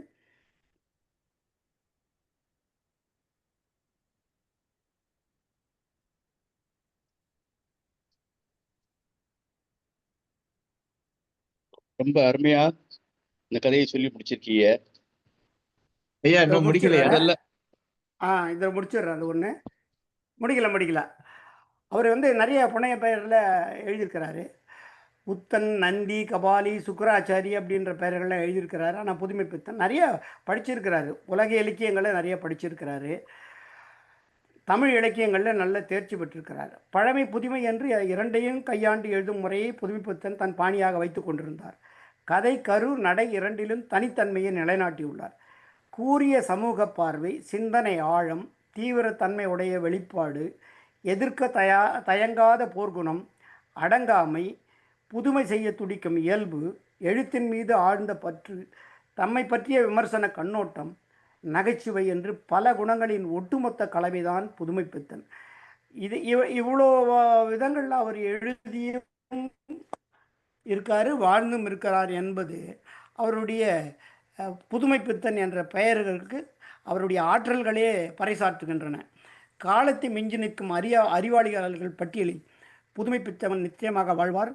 அடுத்த நூற்றாண்டிலும் கூட, இந்த நூற்றாண்டிலும் கூட அவருடைய பெயரை நினைவு கூறுவதும் அவருடைய படைப்புகளையும் பற்றிய புரிதல்களை மேற்கொள்வதும் நமது கடமை. அது நம்முடைய சமூக முன்னேற்றத்துக்கு உதவும் என்ற வகையில் என்னுடைய உரையை முடிக்கிறேன். இந்த வாய்ப்பை நல்கிய தமிழ்நாடு கலை இலக்கிய பெருமன்றத்திற்கு என்னுடைய நன்றியும் வணக்கமும். மிக்க நன்றி தோழமே. புதுமைப்பித்தனை பற்றி முன்னுரையாகவும் முடிவுரையாகவும் சொல்லி வழங்கினது ரொம்ப ஒரு புதிய கோணமாக பார்க்கிறேன். முன்னுரையும் சொல்லிங்க, முடிவுரை யாராவது பெரும்பாலும் முன்னுரையில மட்டும் சொல்லுவாங்க. நீங்க முடிவுரையிலையும் அவரை பற்றி ரொம்ப அருமையாக சொன்னீர்கள். உங்களுடைய கருத்துக்கள் ரொம்ப ஏற்கக்கூடியதாக இருந்துச்சு. பிறகு ஒரு சிலருக்கு மேற்கோளும் காட்டினீங்க, ரொம்ப பொருத்தமா இருந்துச்சு. அது ரொம்ப அழகாக இருந்துச்சு. பிறகு நீங்கள் நல்லவர், நேர்மையானவர் அப்படிங்கும் போது சிலர் விலைக்கு போயிருப்பாங்க. அது இழப்பு என்று சொன்னீர்கள். அதுதான் என்னால அது இழப்பு இல்லை, அது உங்களுக்கு லாபம்னு தான் நான் கருதுகிறேன். ரொம்ப அருமையா சொன்னீங்க. பிறகு ஒரு 3 இடத்துல ஐயம்னு சொன்னீங்க. அதை பின்னூட்டம் வழங்குபவர்கள் தீர்த்து வைப்பார்கள் என்று கருதுகிறேன். உங்களுக்கு தமிழ்நாடு கலை இலக்கிய பெருமன்றம் நெஞ்சார்ந்த நன்றிகளையும் பாராட்டுகளையும் வாழ்த்துக்களையும் தெரிவித்துக் கொள்கிறது. பின்னூட்டம் வழங்குவதற்கான நேரம் இது. முதல்ல சாத்தூர் கணேசன். தோழர்கள் அனைவருக்கும் வணக்கம். இன்று ஐயா பொன் ஏழுமலை ஐயா அவர்களுடைய அந்த கதை சொல்லும் பாணியை நம்ம கொஞ்சம் வியந்து பார்த்தேன். உண்மையிலேயே கதை சொல்லக்கூடிய தன்மையில பார்க்கும்போது சுப்பிரமணியா சொன்ன மாதிரி முன்னுரைகளிலும் குறிப்பிட்டு பின்னுரைகளிலும் குறிப்பிட்டு புதுமைப்பித்தனுடைய பல கருத்துக்களை சொல்லி இந்த கதையை சொன்னாங்க. அது வித்தியாசமான கதை சொல்லலாகவும் ஒரு மாறுபட்ட கோணத்தில் இருந்த கதை சொல்லலாகவும் இருந்தது. ஐயா அவர்களுக்கு வாழ்த்துக்கள், பாராட்டுகள், வணக்கம். புதுமைப்பித்தனுடைய கதை என்ன அப்படின்னா, நன்மை பயக்கும் எனில் அப்படின்னு சொல்லி போட்டிருக்காங்க. தலைப்பு நன்மை பயக்கும், அதாவது திருவள்ளுவருடைய ஒரு அதாவது பொய்மை வாய்மை இடத்த புரை தெரிந்த சொல்லுன்னு ஒரு குறள் இருக்கு பார்த்தீங்களா? அப்போ வந்து ஒரு பொய்யே சொல்றோம். அந்த பொய் சொல்றதுனால பின்னாடி வந்து ஏதாவது நன்மையா போச்சுன்னா அது ஒண்ணும் பிரச்சனை இல்ல அப்படின்னு. ஆனா இதுல என்ன நன்மை அப்படி இருக்கு அப்படின்னு சொன்னோம்னா, அவர் வந்து லேவாதாவிக்காரர். அவர் வந்து பூவையா பிள்ளை வந்து தேவாதேவி வேலை பார்க்குறாரு. பணம் குடுக்கல் வாங்கல் செஞ்சிருக்காரு. அப்ப அவருக்கு வந்து ஒரு ரூ. 100 இருக்கிறதுனால வந்து அது ஒரு லாபம். அவருக்கு ஒரு நன்மை அப்படின்னு நினைச்சுக்கலாம். இவருக்கு என்ன அப்படின்னு சொன்னா, சட்டநாத பிள்ளை வந்து ஒரு புத்தக புழு. அவர் வந்து நெறைய புத்தகங்கள், வேண்டிய புத்தகங்கள், வேண்டாத புத்தகம், கிடைக்கிற புத்தகம், கிடைக்காத புத்தகம், நெறைய கருத்துக்கள் பெட்டகத்த வச்சுக்கிட்டு ஒரு நூலகமாகவே பயன்படுத்திட்டு இருக்கிறாரு. ஆய்வு கூட பண்ணியிருக்காரு. அப்படி இருக்கிறவர் தான் என்ன செய்றாரு அப்படின்னா, கிடைக்காத ஒரு நூலை கல்லூரியிலிருந்து நூலகத்திலிருந்து பெற்று வந்து, அதை காணோம் அப்படின்னு சொல்லிட்டு, திருப்பி வந்து நம்ம காச குடுத்து முடிச்சுக்கலாம் அப்படின்னு காச குடுத்து முடிச்சுக்கலாம். பணத்த குடுத்து அத வாங்கிக்கலாம். தொலைஞ்சு போச்சு சொல்லிடலாம் அப்படிங்கிறது. அப்ப இந்த இடத்துல அவருக்கு வந்து ஒரு சிந்தனை ஓட்டம், அந்த ஒரு கிடைக்காத புஸ்தகத்த நம்ம இப்படி வாங்குறதுல ஒண்ணும் தப்பில்லை. அதுக்கு ஒரு நன்மை பயக்கும் என்றால், அதைப் பத்தி நாம கவலைப்பட வேண்டியதில்லை அப்படின்னு சொல்லி விக்கிறாங்க. அதுலயும் அவருடைய குணாதிசயத்த 2 பேருடைய குணாதிசயத்தையும் வந்து புதுமைப்பித்தன் ரொம்ப சிறப்பா சொல்றாரு. இவருக்கு வந்து மறதி கொஞ்சம் இருக்கத்தான் செய்யுது. ஆனால் எதையுமே ஒரு நுணுக்கத்தோடு ஆராய்ந்து காரியத்தை செய்யக்கூடிய தன்மையில இருக்கிறாரு யாரு? சட்டநாத பிள்ளை. அ அ அவரு இருக்கும்போது எப்படின்னு சொன்னா, அப்ப மறதிங்கிறது அவருக்கு இருக்கத்தான் செய்யுது. அதனால தான் வந்து அவர் என்ன பண்றாருன்னா, ரூ. 700 எடுத்து வச்சுட்டு போய் 100 இருந்ததுனால ஒரு ரூ. 600 கொண்டு போய் குடுத்துடுறாரு. அந்த ரூ. 600யுமே அவரு வந்து எண்ணி பார்க்க போறாரு. இல்ல இதெல்லாம் சரியா தான் இருக்கும் அப்படின்னு சொல்லிட்டு போட்டு முடிச்சுட்டு வந்துடுறாங்க. இங்க வந்து பார்க்கும்போது அந்த ரூ. 200 குடுத்து அவர் எதுக்காக அந்த ரூ. 200 எடுத்திருந்தாரு அப்படின்னா, நூல் வாங்கத்தான். புஸ்தகங்கள் வாங்குறது தான் எடுத்து வச்சது. அப்போ புஸ்தகம் வாங்குறதுக்கு பத்தல. அப்ப என்ன அப்படின்னு சொல்லி ஆனா இதுல என்ன ஒரு இதுன்னா, அவர் பாருங்க அவருடைய வேலைப்பாடு என்ன அப்படின்னா, ஒவ்வொரு நோட்டுத் தாள்களிலும் அதுல இருக்கிற சீரியல் நம்பரை, வரிசை நம்பரை வரிசைப்படுத்தி எழுதியிருக்கிற நம்பர வந்து அவர் குறிச்சுக்கிட்டே வர்றது.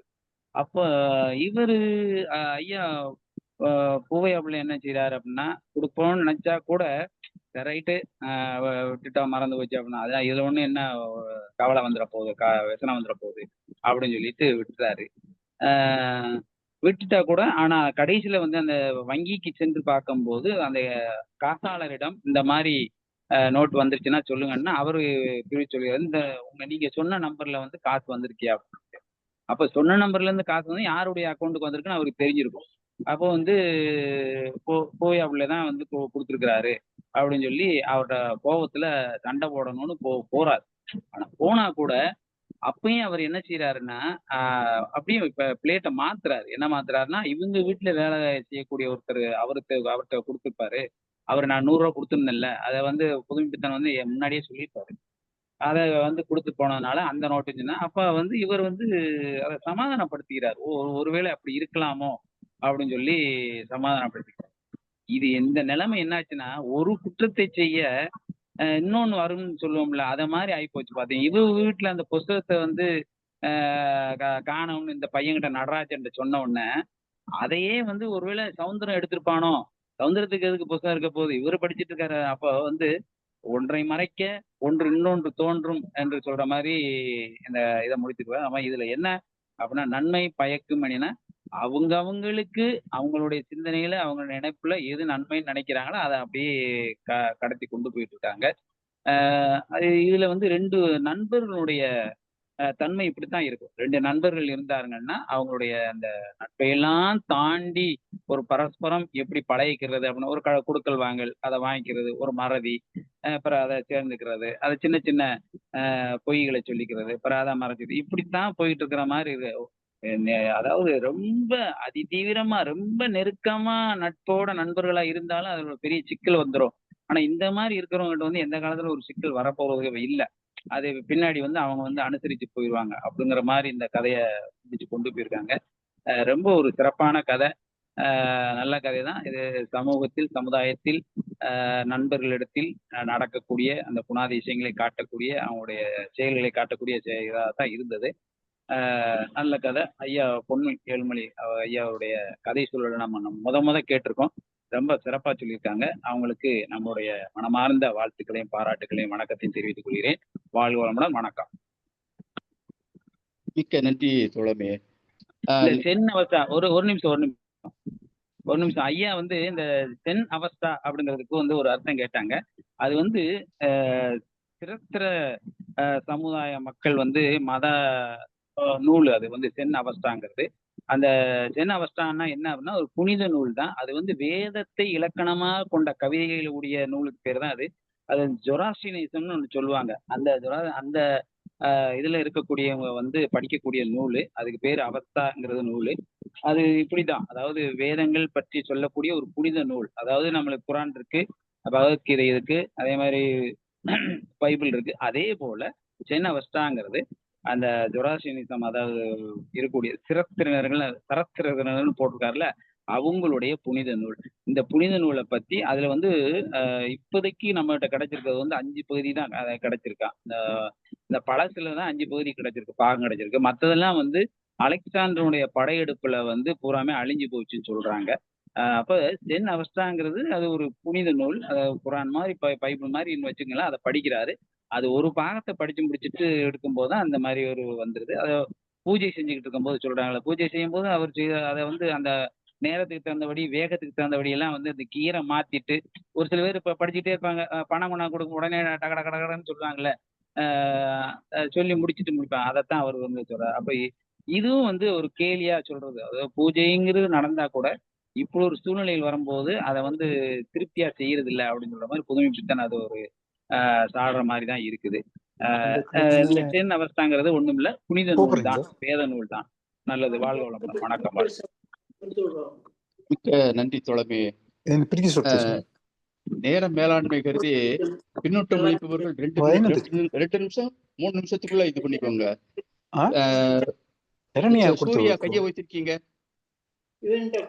இந்த ஐபோன்ங்கிறது யாரு? ஐபோன்ங்கிறது மைக்கை மியூட் பண்ணுங்க. ஐபோன் அங்க இருக்கு.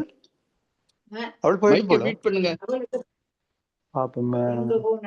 இந்த கிழமை உங்கள் இங்க அடுத்த கிழமை ஒரு ஆள் போறவர் இந்த கிழமை இந்த சத்தியாகிரகம் இது செய்யறாங்க. ராமசுப்ரமணியம் சனிக்கிழமை இந்த வீட்டு படிங்க யாரும் போவாங்க பாப்போம். நான் சொல்றேன். யாரும் போனா சொல்லுங்க. அவசரம் இல்ல, அவளுக்கு கொடுத்து விட்டா. சூர்யா கைய வச்சிருக்கீங்க. அனைவருக்கும் வணக்கம்.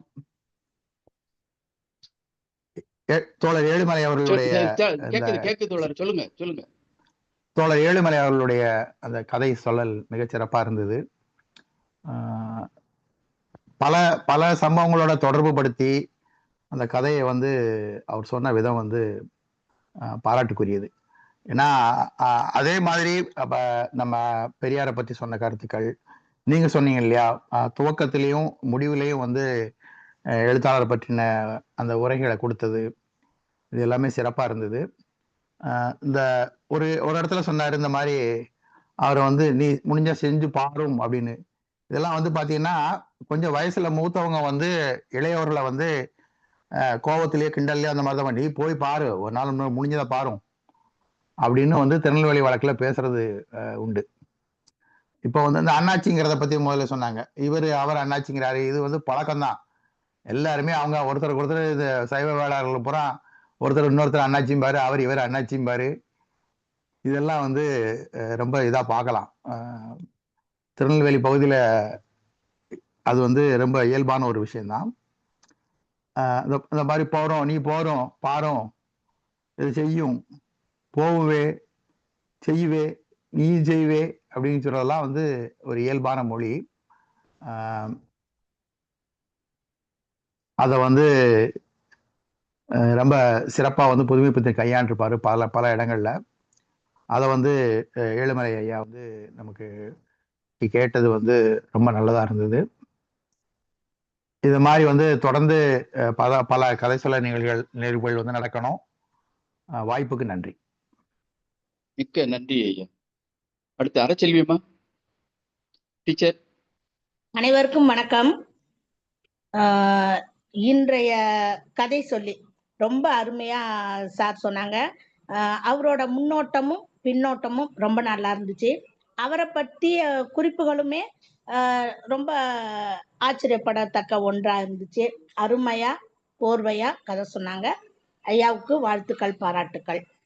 இந்த கதையோட தலைப்பு நன்மை பயக்கும் எனின். அருமையான தலைப்பு. கதைக்கு இதைவிட பெரிய தலைப்பு, நல்ல தலைப்பு கிடைக்காது. நல்ல ஒரு என்னன்னா உம் ரெண்டு பேருமே எத்தனுக்கு எத்தன். இந்த சட்டநாத பிள்ளையும் சரி, அந்த பூவையரா, ரெண்டு பேருமே சரியான ஆளு. ஒருத்தர் ஏமாத்துறதுல அது கரெக்ட்.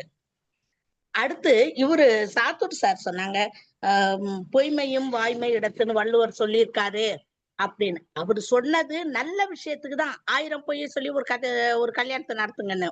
ஆனா நெல்லுக்கும் இறைக்கும் நீர் வாய்க்கால் வழி ஓடி புல்லுக்கும் அங்கே பொசியுமாம். இது புல்லுக்கு அந்த தண்ணி, நல்ல தண்ணி சேர்ந்திருக்கு. அதான் இதுக்கு. அதுல பாத்தீங்கன்னா ஒரு இடத்துல ஒரு இது வரும், நான் உங்கள்கிட்ட பணம் கேட்டது அது தப்போன்ற மாதிரி அவர் ஒரு இது போடும்போது தூண்டில் போட்டதும்பாரு. நல்ல ஒரு வார்த்தையா இருந்துச்சு. அடுத்து இந்த வேலைக்காரன் பணத்தை எடுத்துட்டான்னு அவர் சொன்ன விட்டு டாய் டூயின்னு இவரு குதிக்கிறாரு. அவன் உங்களுக்கு எனக்கும் சண்டையை விட்டுட்டான், என்னை ஏமாத்திட்டான. ஆனா அதே நடராஜன்ட்ட அந்த புஸ்தகம் இல்லைன்னு முதல்ல போய் சொல்லிட்டு, அதுக்கப்புறம் இந்த புஸ்தகம் இருக்கு, அதுக்கான பணம் வேணா வாங்கிக்க, இல்லையா உன்னால முடிஞ்சதை பாருன்றாரு. அப்போ தன்னை ஒருத்தன் ஏமாற்றுனா ஏத்துக்க முடியல, ஆனா தான் ஒருத்தரை ஏமாத்தும் போது அது சர்வசாதாரணமா ஆயிடுது. அப்போ தனக்கு நன்மை பயக்கும்னா யாருக்கு வேணாலும் துரோகம் செய்வாங்க. அந்த ஆசை தானே துன்பத்துக்கு காரணம். ஆசை வந்துட்டாலே துன்பமும் வரும். துன்பம் ஏன் வருதுன்னா அந்த துரோகம், நம்பிக்கை துரோகம் செய்யறதுனாலதான் இந்த மாதிரி கஷ்டங்கள்லாம் வருது. நல்ல ஒரு கதை சொன்னாரு. அடுத்து அவரு முதல்ல ஏமாத்துறாரு 100 ரூபாய் நோட்டை. அவரு ஏமாத்துனது இவரு உண்மையிலே ஏமாத்திட்டான்னு தெரிஞ்சும் கூட அதே தப்ப இவர் செய்யும் போது ஏன் அவருக்கு அது உணரல? அந்த மனிதர்கள் இன்றும் வாழ்ந்து கொண்டிருக்கிறார்கள். கடன் கொடுத்துட்டு நீங்க போய் கேட்டு பாருங்களேன், பணம் வாங்கணும்ன்ற நினைப்பு இருக்கா இல்லையா அப்படின்னு திருப்பி நம்மள கேட்பாங்க. ஐயோ சாமி நீ கொடுப்பா, நான் ஒன்னும் சொல்ல வரல, கொஞ்சம் சீக்கிரம் கொடுப்பா அப்படின்னு தான் கேட்டு போறாங்க. இன்றும் இந்த அவல நிலை தொடர்ந்துகிட்டு தான் இருக்காது. பணம் இப்பெல்லாம் பணம் தான். அந்த காலத்துல அவர் புஸ்தகத்தை வச்சு ஏமாத்துறாரு. அடுத்து ஐயா சொன்னாங்க, ஏழுமலை ஐயா, அந்த போகும்போது நடராஜனுக்கு அந்த பெண்ணோட உருவம் எப்படி இருக்குன்னு யோசிச்சுட்டே போனா அது எனக்கு புரியலன்னு. அவ கதவுடுக்கு வழியா அப்பா அந்த புஸ்தகத்தை கொடுத்து விடுங்கள்ங்கும் போது அந்த கண்ணை மட்டும் அவன் பாக்குறான் நடராஜன். ஒரு பெண்ணின் கண் அழகானது, வசீகரிக்க தன்மை கூடியதா இருக்கும். அழகான பெண்களோட கண்கள், அதுல ஒரு ஈர்ப்பு தெரியும். அவனுக்கு அந்த கண்ணு மட்டும் தெரிஞ்ச விட்டு, இவனும் வாலிபன் அவளும் கன்னிகை, அதனால அந்த கண்ணுல ஒரு ஈர்ப்பு இந்த சண்டைக்கு மத்தியிலயும் அந்த கண்ணு அவனை டிஸ்டர்ப் பண்ணிருக்கு. அதான் கண்ணே இவ்வளவு அழகா இருக்குன்னா அந்த பொண்ணு எவ்வளவு அழகா இருப்பான்னு யோசிச்சுக்கிட்டே போறான். நல்ல கதை. வாய்ப்புக்கு நன்றி, வணக்கம். மிக்க நன்றி டீச்சர். அடுத்து பனித்தூளி பாலசுப்ரமணிய ஐயா வாங்க. அனைவருக்கும் வணக்கம். இது அவங்க இதுக்கு முன்னாடி பேசின அறச்செல்வி அம்மா சொன்னது மாதிரி இந்த தலைப்பு மிக அற்புதமான ஒரு தலைப்பு. நன்மை பயக்குமெனில், அதாவது பொய்யும் கூட சொல்லலாம் அப்படிங்கிற திருக்குறளை தவறாக புரிந்து கொண்ட மனிதர்கள் இந்த உலகத்தில் வாழ்கிறார்கள் அப்படிங்கிற மாதிரியான ஒரு கருத்தை அவர் சொல்ல வர்றாரு. ஒண்ணு. இன்னொன்னு, இதுல ஒரு திரைப்பட படம் இல்லையா ஒண்ணு உண்டு, எல்லாருமே திருடங்க தான், சொல்ல போனா குருடங்க தான் அப்படின்னு ஒரு திரைப்பட பாடல் உண்டு. இதுல திருட்டுத்தனம் அப்படிங்கிறதான் முக்கியமா இருக்கு. என்னதான் பக்தியோட பணம் இருந்தும் பக்தி இருந்தும் திரும்ப இந்த 100 ரூபாய் பணத்தை கண்ட உடனேயே பக்தி வீணாயிருது. யாரு? அந்த பூமிநாத பிள்ளையினுடைய பக்தி. அவர் என்ன பூஜை பண்ணாலும் சரி, பணத்தை கண்ட உடனே அவருடைய பக்தி அங்க வீணா போயிருது. அதே போல புத்தக புழுவாக சட்ட பிள்ளையா அவரு இருந்தா கூட, ஆனா என்ன ஆகுது, இன்னொரு புத்தகத்தை திருடணும் அப்படிங்கிற எண்ணம் வரும்போது அவருடைய படிப்பும் அங்க வீணா போகுது. அங்க பக்தி வீணா போச்சு, இங்க இவருடைய படிப்பு வீணா போகுது. இவரும் ஒரு வகையில திருடன் தான். ஆனா நாம ஏற்றுக்கொள்ள வேண்டிய ஒரு விஷயம் என்னன்னா, மிகுந்த பக்தி இருந்து அந்த திருவாசக இந்த இதை கூட அவசர அவசரமா சொல்லிட்டு ஏன்னா பணம் வருது. அதை விட இந்த புத்தக புழுவா இருந்து புத்தகத்துக்காக வேண்டி திருட்டு பண்ணது கூட ஓரளவு ஏற்றுக்கொள்ளக்கூடிய மாதிரி கூட கருதலாம் நாம. இந்த வாலிபன் பாவம் அவன் அந்த கண்களை கண்ட உடனேயே அவன் அந்த புத்தகத்தை பிடிக்கிட்டு வந்திருக்கலாம். கல்லூரியில இருந்து வாங்கிட்டு வந்த அந்த நூலக புத்தகத்தை வலுக்கட்டாயமா பிடிக்கிட்டு வந்திருக்கலாம். அந்த வலுக்கட்டாயமாக எடுத்து வரக்கூடிய நிலையை தடுத்தது இந்த பெண்ணினுடைய கண்கள். அப்ப அவனும் மனதை பறி கொடுத்துட்டான். அவனுடைய மனதும் திருடு போனது. அவனும் ஒரு வகையில திருடன் தான். அப்போ இதுல 3 கேரக்டர் 3மே திருடங்க அப்படிங்கிற மாதிரி காட்டுறாரு. ஒண்ணு. இன்னொன்னு இதுல பரிதாபமான ஒரு கேரக்டர் என்னன்னா அந்த சௌந்தரம் அப்படிங்கிறவன் தான். ஏன்னா அவன் மேலதான் எல்லாரும் பழிய போடுறாங்க. ஆனா அவன் கூட தன்னுடைய பணத்தை இன்னொருத்தர் மேல கொடுத்துட்டாருன்னு உடனே அவருக்கு நன்றி கூட சொல்லதுக்கு தோணல. காரணம் நன்றி சொன்னா திரும்ப எனக்கு அந்த பணத்தை கொடுன்னு கேட்டுவானோங்கிற ஒரு எண்ணம் கூட இருக்கும். அப்ப அந்த சௌந்தரம்ங்கிற கேரக்டர் மனசை கவர்ந்தா கூட ஒரு இறக்கத்தை உண்டு பண்ணா கூட அவனும் ஒரு வகையில திருடன் தான். ஏன்னா சொல்லிட்டா பணத்தை திரும்ப கேட்டுருவாங்க. அதனால நான் கொடுக்கல 1000 சத்தியம் பண்றான். ஆனா நான் திரும்ப இல்லையா நான் கொடுக்கலன்னு இல்லையா நான் கொடுக்கலங்கிற மாதிரி சொன்னா கூட திரும்ப சொல்லிட்டா கொடுத்தேன்னு சொல்லிட்டா இவங்க திரும்ப பணம் கேட்பாங்களேங்கிற மாதிரி அவன் அப்படியே சாபம் விட்டுட்டு அப்படியே நழுவி போடுறான். இதுல என்ன அப்படின்னா எல்லாருமே திருடங்க, சுயநலவாதிகள், அவ்வளவுதான். பக்தி இருந்தும் பிரயோஜனம் இல்லை, படிப்பு இருந்தும் பிரயோஜனம் இல்லை, கல்லூரியில படித்த ஒரு வாலிபனா இருந்தும் பிரயோஜனம் இல்லை. ஒரு வகையில ஒவ்வொருத்தரும் ஒவ்வொரு வகையான திருடங்க தான். அப்படிங்கிற மாதிரி திருக்குறளை சரியா புரிந்து கொள்ளாத மனிதர்கள் இருக்கக்கூடிய நிலையையும் சொல்வது போலதான் இந்த நன்மை பயக்கும் எனில் அப்படிங்கிற குறளை தவறாக புரிந்து கொண்ட மனிதர்களையும் காட்டணும்னு புதுமைப்பித்தனவர்கள் எண்ணி இருக்கலாம். அதனாலதான் அந்த தலைப்பை கூட வைத்திருக்கலாம் என்பது என்னுடைய கருத்து. ஐயா மிக அற்புதமா சொன்னார். ஏழுமலை ஐயா அந்த கதையினுடைய முன்னுரை பின்னுரை அம்மா சொன்ன மாதிரி புதுமை பித்தன் பற்றி செய்தி அந்த கதையை சொல்லும் போதே அந்த கதைக்குள்ள உள்ள செய்திகள் எல்லாம் நான் கூட பின்னூட்டம் சொல்லணுமா அப்படிங்கிற அளவுக்கு இருந்தது. நல்லா இருந்தது. எனக்கு தெரிஞ்ச கருத்தை சில இதை சொல்லணுங்கிறதுனால நான் சொன்னேன். ஐயாவுடைய உரை மிக சிறப்பா இருந்தது. நன்றி. வாய்ப்புக்கு நன்றி ஐயா. நன்றி. நன்றி ஐயா. அடுத்து எழுத்தாளர் விஜிலா தேரிராஜன், எதுவும் சொல்றீங்களா? பின்னூட்டம் அளிக்கீங்களா? இருக்கிறேன். எல்லாத்துக்கும் வணக்கம். ஏழுமலை தோழர் வந்து ரொம்ப அழகா சொன்னாங்க. அவருடைய முன்னுரை பின்னுரை எல்லாமே வந்து ரொம்ப சிறப்பா இருந்தது. அவருக்கு சில சந்தேகங்கள் இருக்கிறது அப்படின்னு சொல்லியிருந்தார். அதை எனக்கு தெரிந்த வகையில் நிவர்த்தி செய்யலான்னு பார்க்குறேன். அண்ணாச்சின்னு கூப்பிடுறாரு, இவரும் அவரை அண்ணாச்சி தான் கூப்பிடுறாரு. ஆனா அந்த பொண்ணு வந்து சொல்லும்போது அந்த கடிதத்தை வந்து மேல விட்டு பெரியப்பா கொடுத்தாங்க அப்படின்னு சொல்றாங்க. அப்போ ஆனா அதுக்கு முன்னால உள்ள செகண்ட் பேராவில வருது பக்கத்து வீட்டு சட்டநாத பிள்ளைன்னு இருக்குது. 2 பேரும் பக்கத்து வீட்டுக்காரங்க. அப்ப இவர் நினைச்சிருந்தாருன்னா அதை நேரடியா அந்த கடனை கேட்டிருக்கலாம்ல. அவர் சூட்சுமமா என்ன பண்றாருன்னா ஒரு கடிதம் எழுதுறாரு.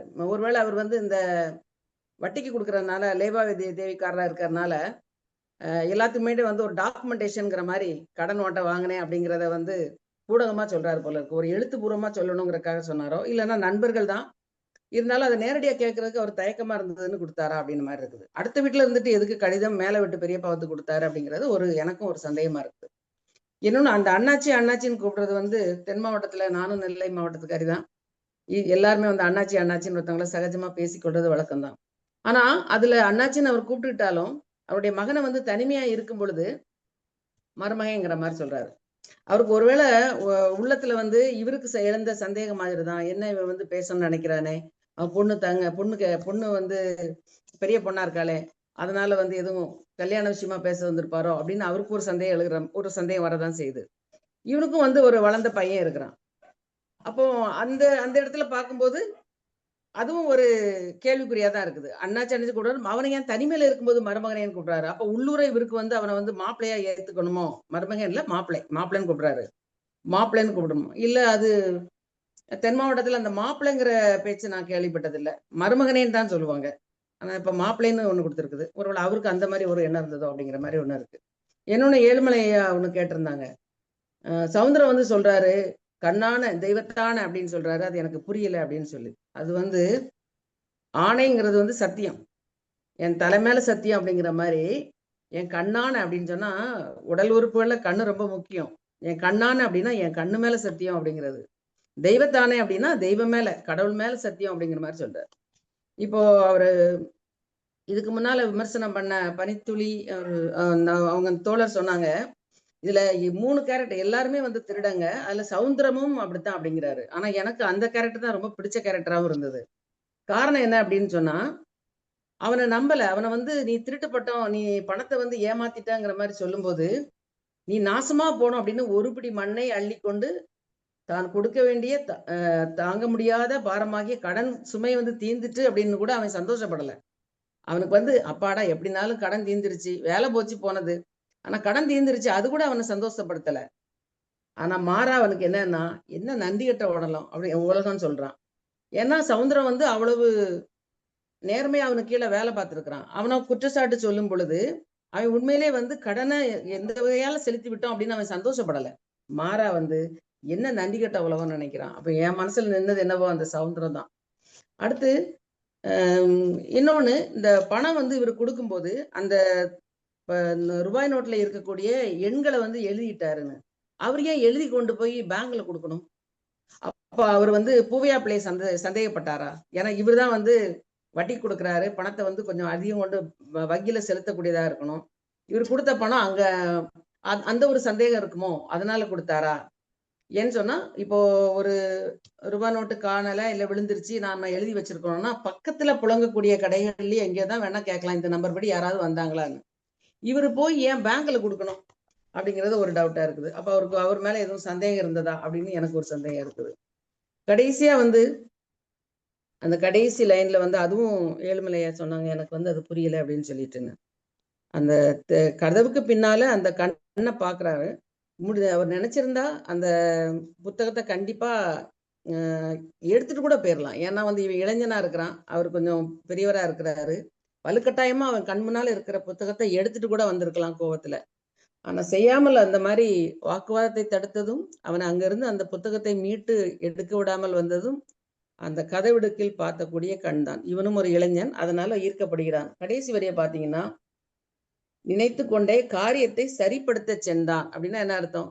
அந்த ரூபாயை கொடுத்து கல்லூரியில புக்கு வந்து தொலைஞ்சு போச்சு அப்படிங்கறதுக்காக அவன் போடுறான். இந்த தலைப்புக்கு வருவோம். எல்லாரும் சொன்ன மாதிரி நன்மை பயக்குமணின்னு ஒரு அழகான குரலை வந்து இந்த மாதிரி பண்ணியிருக்காங்க அப்படின்னு சொல்லிட்டு, இந்த இந்த பழமொழியே தவறுதான் சொல்லுவாங்க. 1000 பொய் சொல்லி ஒரு திருமணம்ங்கிறத 1000 பேரிடம் பொய் சொல்லி திருமணம் செய் அப்படிங்கிறதான். பின்னால வந்து அந்த மரபு மாறி போயிடுச்சு, 1000 பொய் சொல்லி கல்யாணம் அப்படின்னு சொல்லி கல்லூரி நாட்கள்ல சொல்லுவாங்க. பைபிள்ல வந்து வாசிக்கும் போது அதை ஒரு விளையாட்டா சொல்லுவாங்க, நீ எதை செய்தாலும் என் நாமத்தில் செய் அப்படின்னு ஒரு வார்த்தை இருக்கும். இவங்க புக்கை வந்து பைபிளை வந்து திடும்னு ஒரு பக்கத்தை திறந்து வாசிக்கிறது, எனக்கு ஏதாவது நல்லதா ஒண்ணு சொல்லுங்க அப்படிங்கிற மாதிரி. அப்போ தற்கொலை எண்ணத்துல ஒருத்தன் இருந்தானா, அவன் போயிருந்துட்டு திறக்கும் போது பாத்தீங்கன்னா உள்ள வந்து எதை செய்தாலும் நாமத்தில் செய் அப்படின்னு சொன்ன உடனே அவன் வந்து தற்கொலைக்கு முயற்சி செய்தான். அப்புறம் அவனை காப்பாத்தி என்னடா பண்ண அப்படிங்கும்போது, எனக்கு பைபிள்ல அந்த வார்த்தை தான் கண்ணுக்கு பட்டது அப்படின்னு சொன்னானா. அந்த மாதிரி நன்மை பயக்குமணின்னு அப்படின்னு முடிச்சிருக்கிறாரு. ஆனா வந்து எந்த காரியத்திற்காக வந்து அவங்க சொல்றாங்க, எல்லாமே இவர் வந்து திருட்டுத்தனத்துக்காக பயன்படுத்துறாரு, அவர் புத்தகத்தை எடுத்து வச்சுட்டு இல்லைங்கிறாரு. இது வந்து ஒரு மாறான கருத்தா தான் எனக்கு படுது. நன்றி, வணக்கம். மிக்க நன்றி எழுத்தாளுமே. அடுத்து முனைவர் கிருஷ்ணன் இருக்கீங்க, வரீங்களா? சொல்றீங்களா ஏதாவது? அனைவருக்கும் இனிய வணக்கம். இன்றைக்கு கதை சொன்ன ஐயா பொன் ஏழுமலை தோழர் ஐயா அவர்கள் மிக சிறப்பாக அவரை பற்றியும் இந்த கதையினுடைய உள்வாங்கல் பற்றியும் பிறர் இந்த கதை பற்றி சொல்லி இருக்கக்கூடிய சிந்தனைகளையும் மிக சிறப்பாக எடுத்து சொன்னார்கள். கதை சொல்வதிலும் தேர்ந்தவராக ஐயா பொன் ஏழுமலை ஐயா அவர்கள் சிறப்புற்று இருக்கிறார் என்பதற்கு அவர் சொன்ன கதையே இன்றைக்கு சான்றாக இருக்கிறது. இந்த கதையில் நான் அறிந்து கொண்டது, எனக்கு பட்டது, புரிந்து கொண்டது, தோழர்கள் எல்லோரும் மிக சிறப்பாக இதற்கு முன் பின்னூட்டம் அளித்திருக்கிறார்கள். பொய்மையும் வாய்மை இடத்த உரை தீர்ந்த நன்மை பயக்குமெனின். வாய்மைங்கிற அதிகாரத்துல வரக்கூடிய குறளை அந்த நன்மை பயக்குமெனி என்று தலைப்பிட்டு இருக்கிறார். இதுல வரக்கூடிய பூவையா பிள்ளை, சட்டைநாத பிள்ளை, அவருடைய மகள் தங்கம், பிறகு பூவையா பிள்ளையனுடைய மகன் நடராஜன், பிறகு சட்டநாத பிள்ளைக்கு பணியாற்றக்கூடிய அந்த சவுந்திரம், இந்த கதாபாத்திரங்கள் மிக சிறப்பாக இருக்கிறது. ஒன்றை சொல்ல வேண்டும் என்றால், மனுஷன் சாப்பிடுறாண்டா தம்பி பயல, அது மாறுவதப்ப தீருவதப்ப நம்ம கவலை அப்படின்னு சொன்ன மாதிரி, அவரவருக்கு வாய்ப்பு கிடைக்கிற பொழுது அவரவர் ஏமாற்றுகிற வித்தையைத்தான் கற்றுக்கொண்டிருக்கிறார்கள். அவர்கள் கடவுளே கடவுளே என்று ஆன்மீகத்தில் நம்பிக்கை கொண்டவராக இருந்தாலும் சரி, அல்லது நம்பிக்கை இல்லாதவர்களாக இருந்தாலும் சரி, எல்லோருமே சமயம் வாய்க்கிற பொழுது, காலம் வாய்க்கிற பொழுது ஏமாற்றி கொண்டிருக்கிறார்கள் என்பதுதான் வெட்ட வெளிச்சமான உண்மையாக எனக்கு தெரிகிறது. இப்போ ஒருவர் லட்சக்கணக்கிலோ ஆயிரக்கணக்கிலோ சம்பளம் வாங்கக்கூடியவர் தன்னுடைய கடமையை செய்யாமல் இருப்பதோ அது ஏமாற்றுவது போன்றதுதான். அது மாதிரிதான் எல்லோருமே அந்த இதை வேலை செய்யறாங்க அப்படிங்கிறது இந்த கதையின் மூலமாக நான் அறிந்து கொண்டது. ஏன்னா 2 பேருமே ஏமாத்திடுறாங்க. இந்த நடராஜன் அந்த நூலகத்தில் எடுத்து கொடுத்த அந்த புத்தகத்தை அவர் வீட்டுக்கு போய் பார்க்கிற பொழுது இவர் இல்லை என்று சொல்கிறார். ஏன்னா ஏற்கனவே காணாமல் போயிடுச்சுன்னு சொல்லி பணத்தை கட்டிடலாம் அப்படின்னு அந்த நடராஜனுடைய அப்பாவிடம் சொல்லிவிடுகிறார் சட்டைநாத பிள்ளை. அதன்படியே இப்படி சொல்லுகின்றார். அங்கே அவருடைய மகள் தங்கம், ஏப்பா அதை கொடுத்து விட்டால் என்ன, இவனும் பார்க்கிறான். இந்த அண்ணலும் நோக்கினால் அவனும் நோக்கினாள் என்கிறதை போல, பிறகு அம்மா அவர்கள் சொன்னதை போல கடைசி வரியில இவள் இப்படி இருக்கின்றால், இன்னும் அந்த குரல் இப்படி இருக்கிறது, அவளை பற்றி எண்ணிக்கொண்டு இவன் அந்த காரியத்தை முடித்து விடுகிறான்.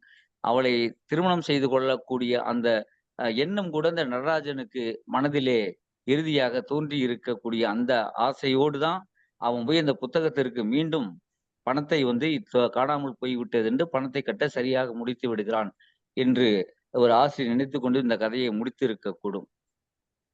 ஏனென்றால் இல்லை என்றால் இவன் அந்த புத்தகத்தை நீங்கள் கொடுத்தே ஆக வேண்டும், நான் கொண்டு நூலகத்தில் ஒப்படைக்க வேண்டும் என்று அந்த நேர்மையை கடைசி வரை அவன் நேர்மையாளனாகவே, அவன் தனி மனிதனாக கூட அவரிடமிருந்து போராடி இருக்க முடியும்.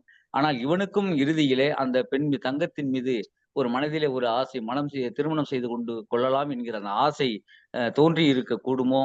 அதன் விளைவாகத்தான் அவனும் அந்த நூலுக்கு பதிலாக பணத்தை அவன் நூலகத்திலே சரி செய்து விட செல்கிறானா என்கின்ற எண்ணம் தோன்றுகிறது. ஆக இப்படி பல விதங்களில் பலருக்கும் படிக்கின்ற வாசிப்பு அனுபவத்தைக்கு ஏற்ப, காலத்திற்கு ஏற்ப பலருக்கும் பல அனுபவங்களை கொடுக்கக்கூடிய கதையாக இருக்கின்றது. வாய்ப்புக்கு நன்றி. ஏழுமலை ஐயா அவர்களுக்கும் என்னுடைய நன்றி, வணக்கம். நன்றி முனைவர் அவர்கள். ஐயா தோழர் பொன் ஏழுமலை ஏதாவது சொல்ல விரும்புறீங்களா? இல்லைன்னா நிறைவா பொதுச்செயலாளர் போயிடலாம். ஆமாம், நான் ஒரு நிமிடம். சொல்லுங்க. பொய்மையும் வாய்மை இடத்தே அப்படின்றது இந்த இடத்துல பொருந்தாதுன்னு நினைக்கிறேன். ஏன்னு கேட்டால், பொய்மையும் வாய்மை இடத்து என்னன்னா, அங்கே எதுவும் தவறு நடக்கக்கூடாது, தீமை நடக்கக்கூடாது. அப்போதான் அந்த பொய்மை தீமை இல்லை, வாய்மை எடுத்து சொல்லலான்னு வருது. ஆனால் இங்கே அப்படி இல்லை. இங்கே ஒருத்தர் பணத்தை அழுத்துறாரு, இன்னொருத்தர் புத்தகத்தை அழுத்துறாரு. அந்த கோணத்தில் பார்க்கும் பொழுது இங்கே தீமை நடக்குது. ஒரு புத்தகம்னா அது கல்லூரியில் இருந்தால் எவ்வளோ பேர் படிப்பாங்க? இவர் வாங்கி வச்சா தனி மனிதன் இவருக்கு மட்டும்தானே உதவும். அந்த சிந்தனை ஒரு புத்தக புழுவாக இருக்கிற ஒருத்தருக்கு வரணுமா இல்லையா? ஒன்று. ரெண்டாவது, லேவாதேவி பண்ணி அவ்வளோ பணம் சொத்து சேர்த்து வச்சுருக்கிறவர் 100 ரூபாயை அல்பத்தனமாக அழுத்திக்கணும்னு நினைக்கிறாரு. அது சரியா இல்லை. அதனால் நான் இது எப்படி முடிக்கணும்னு நினைக்கிறேன்னா, அவர் சொல்லாத விட்டதை நான் நிரப்பலான்னு பார்க்குறேன். நன்மை பயக்கும் எனில், அது உலக நடைமுறை என்னன்னா, நன்மை பயக்கும் எனில் விழுமியங்கள் விளக்கப்படும் அப்படின்னு சொல்லிட்டு இதை முடிக்கலாம் அப்படின்னு நினைக்கிறேன். இது உலக வழக்கு, அதுதான் நடக்குதுன்றது என்னுடைய கணிப்பாக இருக்குது. நன்றி, வணக்கம். மிக்க நன்றி தோழமே. அடுத்து நிறைவாக தமிழ்நாடு கலை இலக்கிய பெருமன்ற பொதுச் செயலாளர் மருத்துவர் அறம் அவர்களை வணங்கி வரவேற்கிறேன். நிறைவுரை வழங்கும். தோழர்கள் அனைவருக்கும் வணக்கம். பொன்மலை தோழர் மிக சிறப்பா அந்த கதையை சொன்னாங்க. அவங்களோட அறிமுகம், வள்ளுவம், பெரியார், மார்க்ஸ், அது எனக்கு பிடிக்கும். அந்த மூவாவுனுடைய எழுத்துக்கள் ரொம்ப பிடிக்கின்றது. இது எல்லாமே மிக அவரை குறித்த நமக்கு ஏற்கனவே தெரியும் அவர் எப்படிப்பட்ட குணநலங்கள் உள்ளவர்ன்றதெல்லாம் நம்ம மிக அருமையும். இந்த இது நன்மை பயக்கும் எனின் நல்லா டீட்டெயிலா சொல்லிட்டான். சில இதையும் நம்ம அந்த இது கூட சொன்னாங்கல்ல, கண் ஆணை தெய்வத்தின் மீது ஆணை. அவன் சவுந்தரம் அந்த இவருடைய சட்டைநாத பிள்ளைகிட்ட ஒரு வேலையாள். அவனை வச்சுதான் செக்குல பணம் வாங்கிட்டு வர சொன்னாரு. அவன் தான் வாங்கிட்டு வந்தவன். அவன் அவருக்கு தரணும் அந்த இதுக்கு. அப்படி இருக்கிறப்ப என்னென்னவோ கண்களின் மீது இரு கண்களின் மீதும் கையை வைத்துக் கொண்டு சத்தியம் சொல்வது, அதான் கண்ணாணைன்றது. பிறகு இந்த வார்த்தைகள்லாம் நிறைய அத்தியாந்திய நண்பர்கள் ரொம்ப பழமையான அப்படின்றது. துரிசாகன்னா துரிதத்தினுடைய ஒரு மருவிய வார்த்தையாக கூட அது இருக்கலாம். அந்த மாதிரியான இது எல்லாம் டீட்டெயிலா பனித்துளி ஐயா சொல்லிட்டாங்க. என்னென்ன இங்கனக்குள்ள யார் யார் எந்தெந்த ஒரு இயல்பான ஒரு சம்பவத்தை சொல்றப்ப இவங்க ஒரு விமர்சனத்தோட வைக்காரு. அந்த லேவாதாவிக்காரர்கள் எப்படி இருந்தாங்க, அவங்களுக்கு பணம் எப்படி வந்துச்சு, வியாபாரம் செய்தாதான் பணம் வரும். நீ விவசாயத்துல எல்லாம் அவ்வளவு பணம் வராது, சில சமயங்கள்ல வரும். அப்ப அந்த விலை நிறைய இருக்கிறப்ப ஒரு தட்டு பண்ணது, அந்த இதெல்லாம் சொல்லி போறார். இவர் ஒரு புத்தக புழுவாக இருக்கிறார். இவர் சொத்தையெல்லாம் புத்தகமாக மாத்திக்கிட்டு இருக்கிறார். அது பெரிய அளவுல அவங்களுக்கு பலன் தர்றதில்லை. அதெல்லாம் சொல்லிட்டு ஒரு திருட்டு சம்பவம், ஒரு பணம் அவருக்கு எவ்வளவு இருந்தாலும் கூட இன்னொரு 100 ரூபா அவர் தெரியாம தந்துட்டாரு, அவர்கிட்டயே நம்ம திருப்பி கொடுக்கணும், நம்மளே வச்சுக்கிட்டா என்ன அப்படின்றது. இத மாதிரி கூட ஒரு பேப்பர் வலியூஷன் சென்டர்ல ஒருத்தர் ஒரு ஆசிரியர் என்ன செய்வார்னா, ஒரு 200 ரூபாயோ 300 ரூபாய் தானே அருப்புக்கோட்டையில் நடந்ததா இருக்கும்னு நினைக்கிறேன். அப்பா போய் எழுது பேப்பர் வலியூஷன் சென்டர்ல ஒரு பேப்பர் திருத்த வந்த ஒருத்தர் அதை எடுத்து அந்த சீஃப் இவர் இருப்பாங்க, சீஃப் அந்த எக்ஸாமினர், சீஃப் கரெக்ஷன் பண்றவங்க, அவங்ககிட்ட கொடுத்துருக்காரு. ஆனா கடைசி வரைக்கும் அவர் அனௌன்ஸ் பண்ணவே இல்லை, இந்த மாதிரி ஒரு ரூபா கீழே கடந்து எடுத்தாங்க, அதை யாரும் விட்டுருந்தீங்கன்னா வாங்கிக்கோங்கன்ட்டு. அப்ப இந்த சம்பவங்கள்லாம் சொல்லி போவார். ஒரு வறுமையில இருக்க குழந்தையை, பசியோடு இருக்க குழந்தையெல்லாம் பார்ப்பார். அந்த குழந்தைக்கு கூட கொடுத்துருந்துருக்கலாம், இவர்கிட்ட கொண்டு அந்த சீஃப்ட கொண்டு கொடுத்து அவர் அனௌன்ஸ் பண்ணாம அவரே எடுத்துக்கிட்டாரு. மனிதர்களுடைய பணம் அப்படிதான் செய்யும். அதுல இன்னும் கூட அருமையா சொல்றாரு, சாமிக்கு செய்யக்கூடிய பூஜைகளை கூட சுருக்கி விடுகிறார். பணம் அப்படி செய்யுது. பணம் திருடு சொல்லுது, பொய் சொல்லுது. சாமியை கூட அங்க புறந்தள்ளி விட்டு அவர் சொல்லக்கூடிய மந்திரத்தை கூட கட்ஷாட் பண்ணி போறது, இதெல்லாம் பணம் செய்யுன்றது.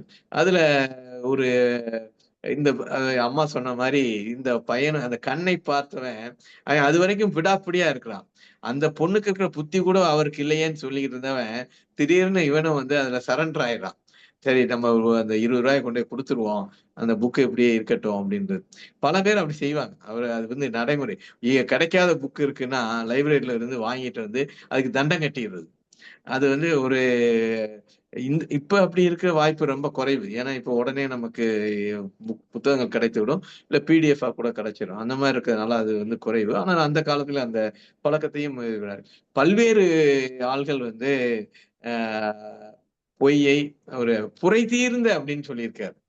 நன்மை வள்ளுவர் சொன்னது எந்தவித குற்றமும் இல்லாத நன்மைன்னு இருக்காரு. ஆனால் இங்க அப்படியா அப்படின்னா அது நிறைய குற்றங்கள் இருக்கு. அதுதான் பொன்னெழுமலை ஐயாவும் அப்படி இருக்காதோ, அதை இருக்காதுன்னு சொல்றாங்க. ஆனால் பல குற்றங்கள் நடந்துகிட்டு இருக்கு. அதுல நன்மை பயக்கும் என்று அவங்கவுங்க குற்றங்களை செஞ்சுக்கிட்டு இருக்காங்க. ஆனா வள்ளுவர் சொன்னது இது இல்ல, புரை தீர்ந்த நன்மை பயக்கும் என்றுதான் அவர் சொன்னது. மிக அருமையான விவாதங்கள். இன்னைக்கு எல்லாருமே மிக அருமையா பேசினாங்க.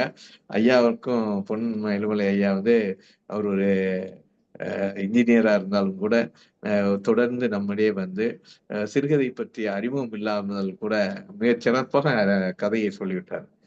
நாம் இந்த நிகழ்வினுடைய நோக்கம் அதுதான். புதுமைப்பித்தன் பத்தி தெரியாமல் இருக்கலாம், கூவலரசாமி பத்தி தெரியாமல் இருக்கலாம், கீரா பத்தி தெரியாமல் இருக்கலாம். ஆனால் இந்த நிகழ்வுக்கு வந்து ஒரு மணி நேரம் அவங்க காது மட்டும் கொடுத்துக்கிட்டு இருந்தா போதும். அந்த ஒரு கதை வருகிறது, கதைக்கு பின்னூட்டம் வருகிறது, பல கோணங்களில் இப்படியாக இருக்குமோ இப்படியாக இருக்குமோன்றது இது ஒரு நல்ல பிளாட்ஃபார்ம் சொல்லுவாங்களே, அந்த மாதிரியான ஒரு நல்ல ஒரு மணி நேரம்.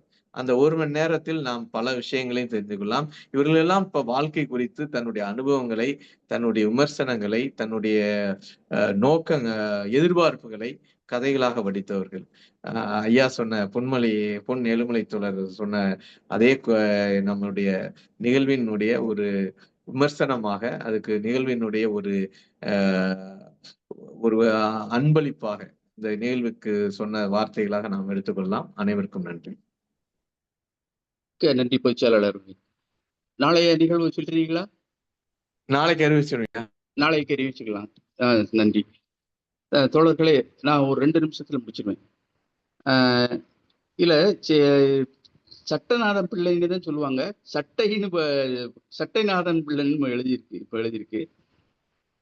பிறகு இந்த கதையில மைய கருத்து நான் சொல்லணும்னு விரும்புறது, தலைப்பு புதுமைப்பித்தன் வச்சிருக்கிற தலைப்பு பூவையா பிள்ளைக்காகவோ சட்டநாதன் பிள்ளைக்காகவோ அல்ல, நடராஜன், தங்கம் ஆகிய இருவருக்காக. சவுந்தரம் மேல பழி சுமத்துறாங்க. ஒடுக்கப்பட்டவர்கள் மேல எல்லா காலத்திலையும் அந்த மாதிரி பழி சுமத்தப்படுவது வழக்கம்தான். பிறகு அவர் புத்தகத்தின் மேல மெய்மறந்து படிச்சுக்கிட்டு இருக்காரு. புத்தகத்தை மெய்மறந்து படிச்சுக்கிட்டு இருக்கிறதுனாலதான் 500 ரூபாய்க்கு பதிலாக 600 ரூபாய் எடுத்துட்டு போயிருந்தாரு. 2வது, தங்கத்தினுடைய கண்ணை மட்டும் பார்க்கிறான் நடராஜன். அது பாரதிதாசன் பாடலை சொல்லுவாங்கன்னு நினைச்ச யாரும் சொல்லல. கன்னியர் கடைக்கண் காட்டிவிட்டால் மண்ணில் மாமலையும் ஓர் கடுக்காம். அததான் இது பாரதிதாசன் கவிதை வச்சு இந்த கதையை நிறைவுபடுத்தியிருக்காரு. அவன் நடராஜன் அந்த கண்ணுக்கு பின்னாடி உள்ள உருவம் எப்படி இருக்கும் அப்படின்னு அந்த ஒரு கதையெல்லாம் இருக்கு. கையை வச்சு குரலை வச்சு இது பண்ணது மாதிரி எல்லாம் இருக்கு. திரையை போட்டிருப்பாங்க, குரலை வச்சு இது பண்ணது மாதிரி உருவம் எப்படி இருக்கும் அப்படின்னு. ஆக இதுல அந்த புத்தகத்துக்கு பணத்தை கொடுத்து சமாளிக்கிறது மட்டும் இல்லை, இவங்க 2 பேருக்கும் திருமணம் நடக்குது. அதுதான் நன்மை பயக்கும். அதுதான் மிக முக்கியமா நன்மை பயக்கும். நல்ல திருமணம் முடிச்சு 2 பேரும், அதாவது பணமும் வறுமைன்னு சொல்ல முடியாது, புத்தகமும் இணைவது மாதிரி, பணமும் புத்தகமும் இணைவது மாதிரி இணைவிட்டாங்கல்ல, அதான் நன்மை பயக்கும் என்று சொல்லி இருக்கிறார் அப்படின்னு நான் நினைக்கிறேன். தோழர்களே, இன்னைக்கு ரொம்ப நேரம் போயிட்டு ரொம்ப பின்னூட்டமெல்லாம் ரொம்ப நேரம் இது பண்ணாங்க. ரொம்ப அருமையான நேரம். இன்னைக்கு இந்த நிகழ்வு மிக இனிதாக நிறைவுற்றிருக்கிறது. நாளை இரவு 8 மணி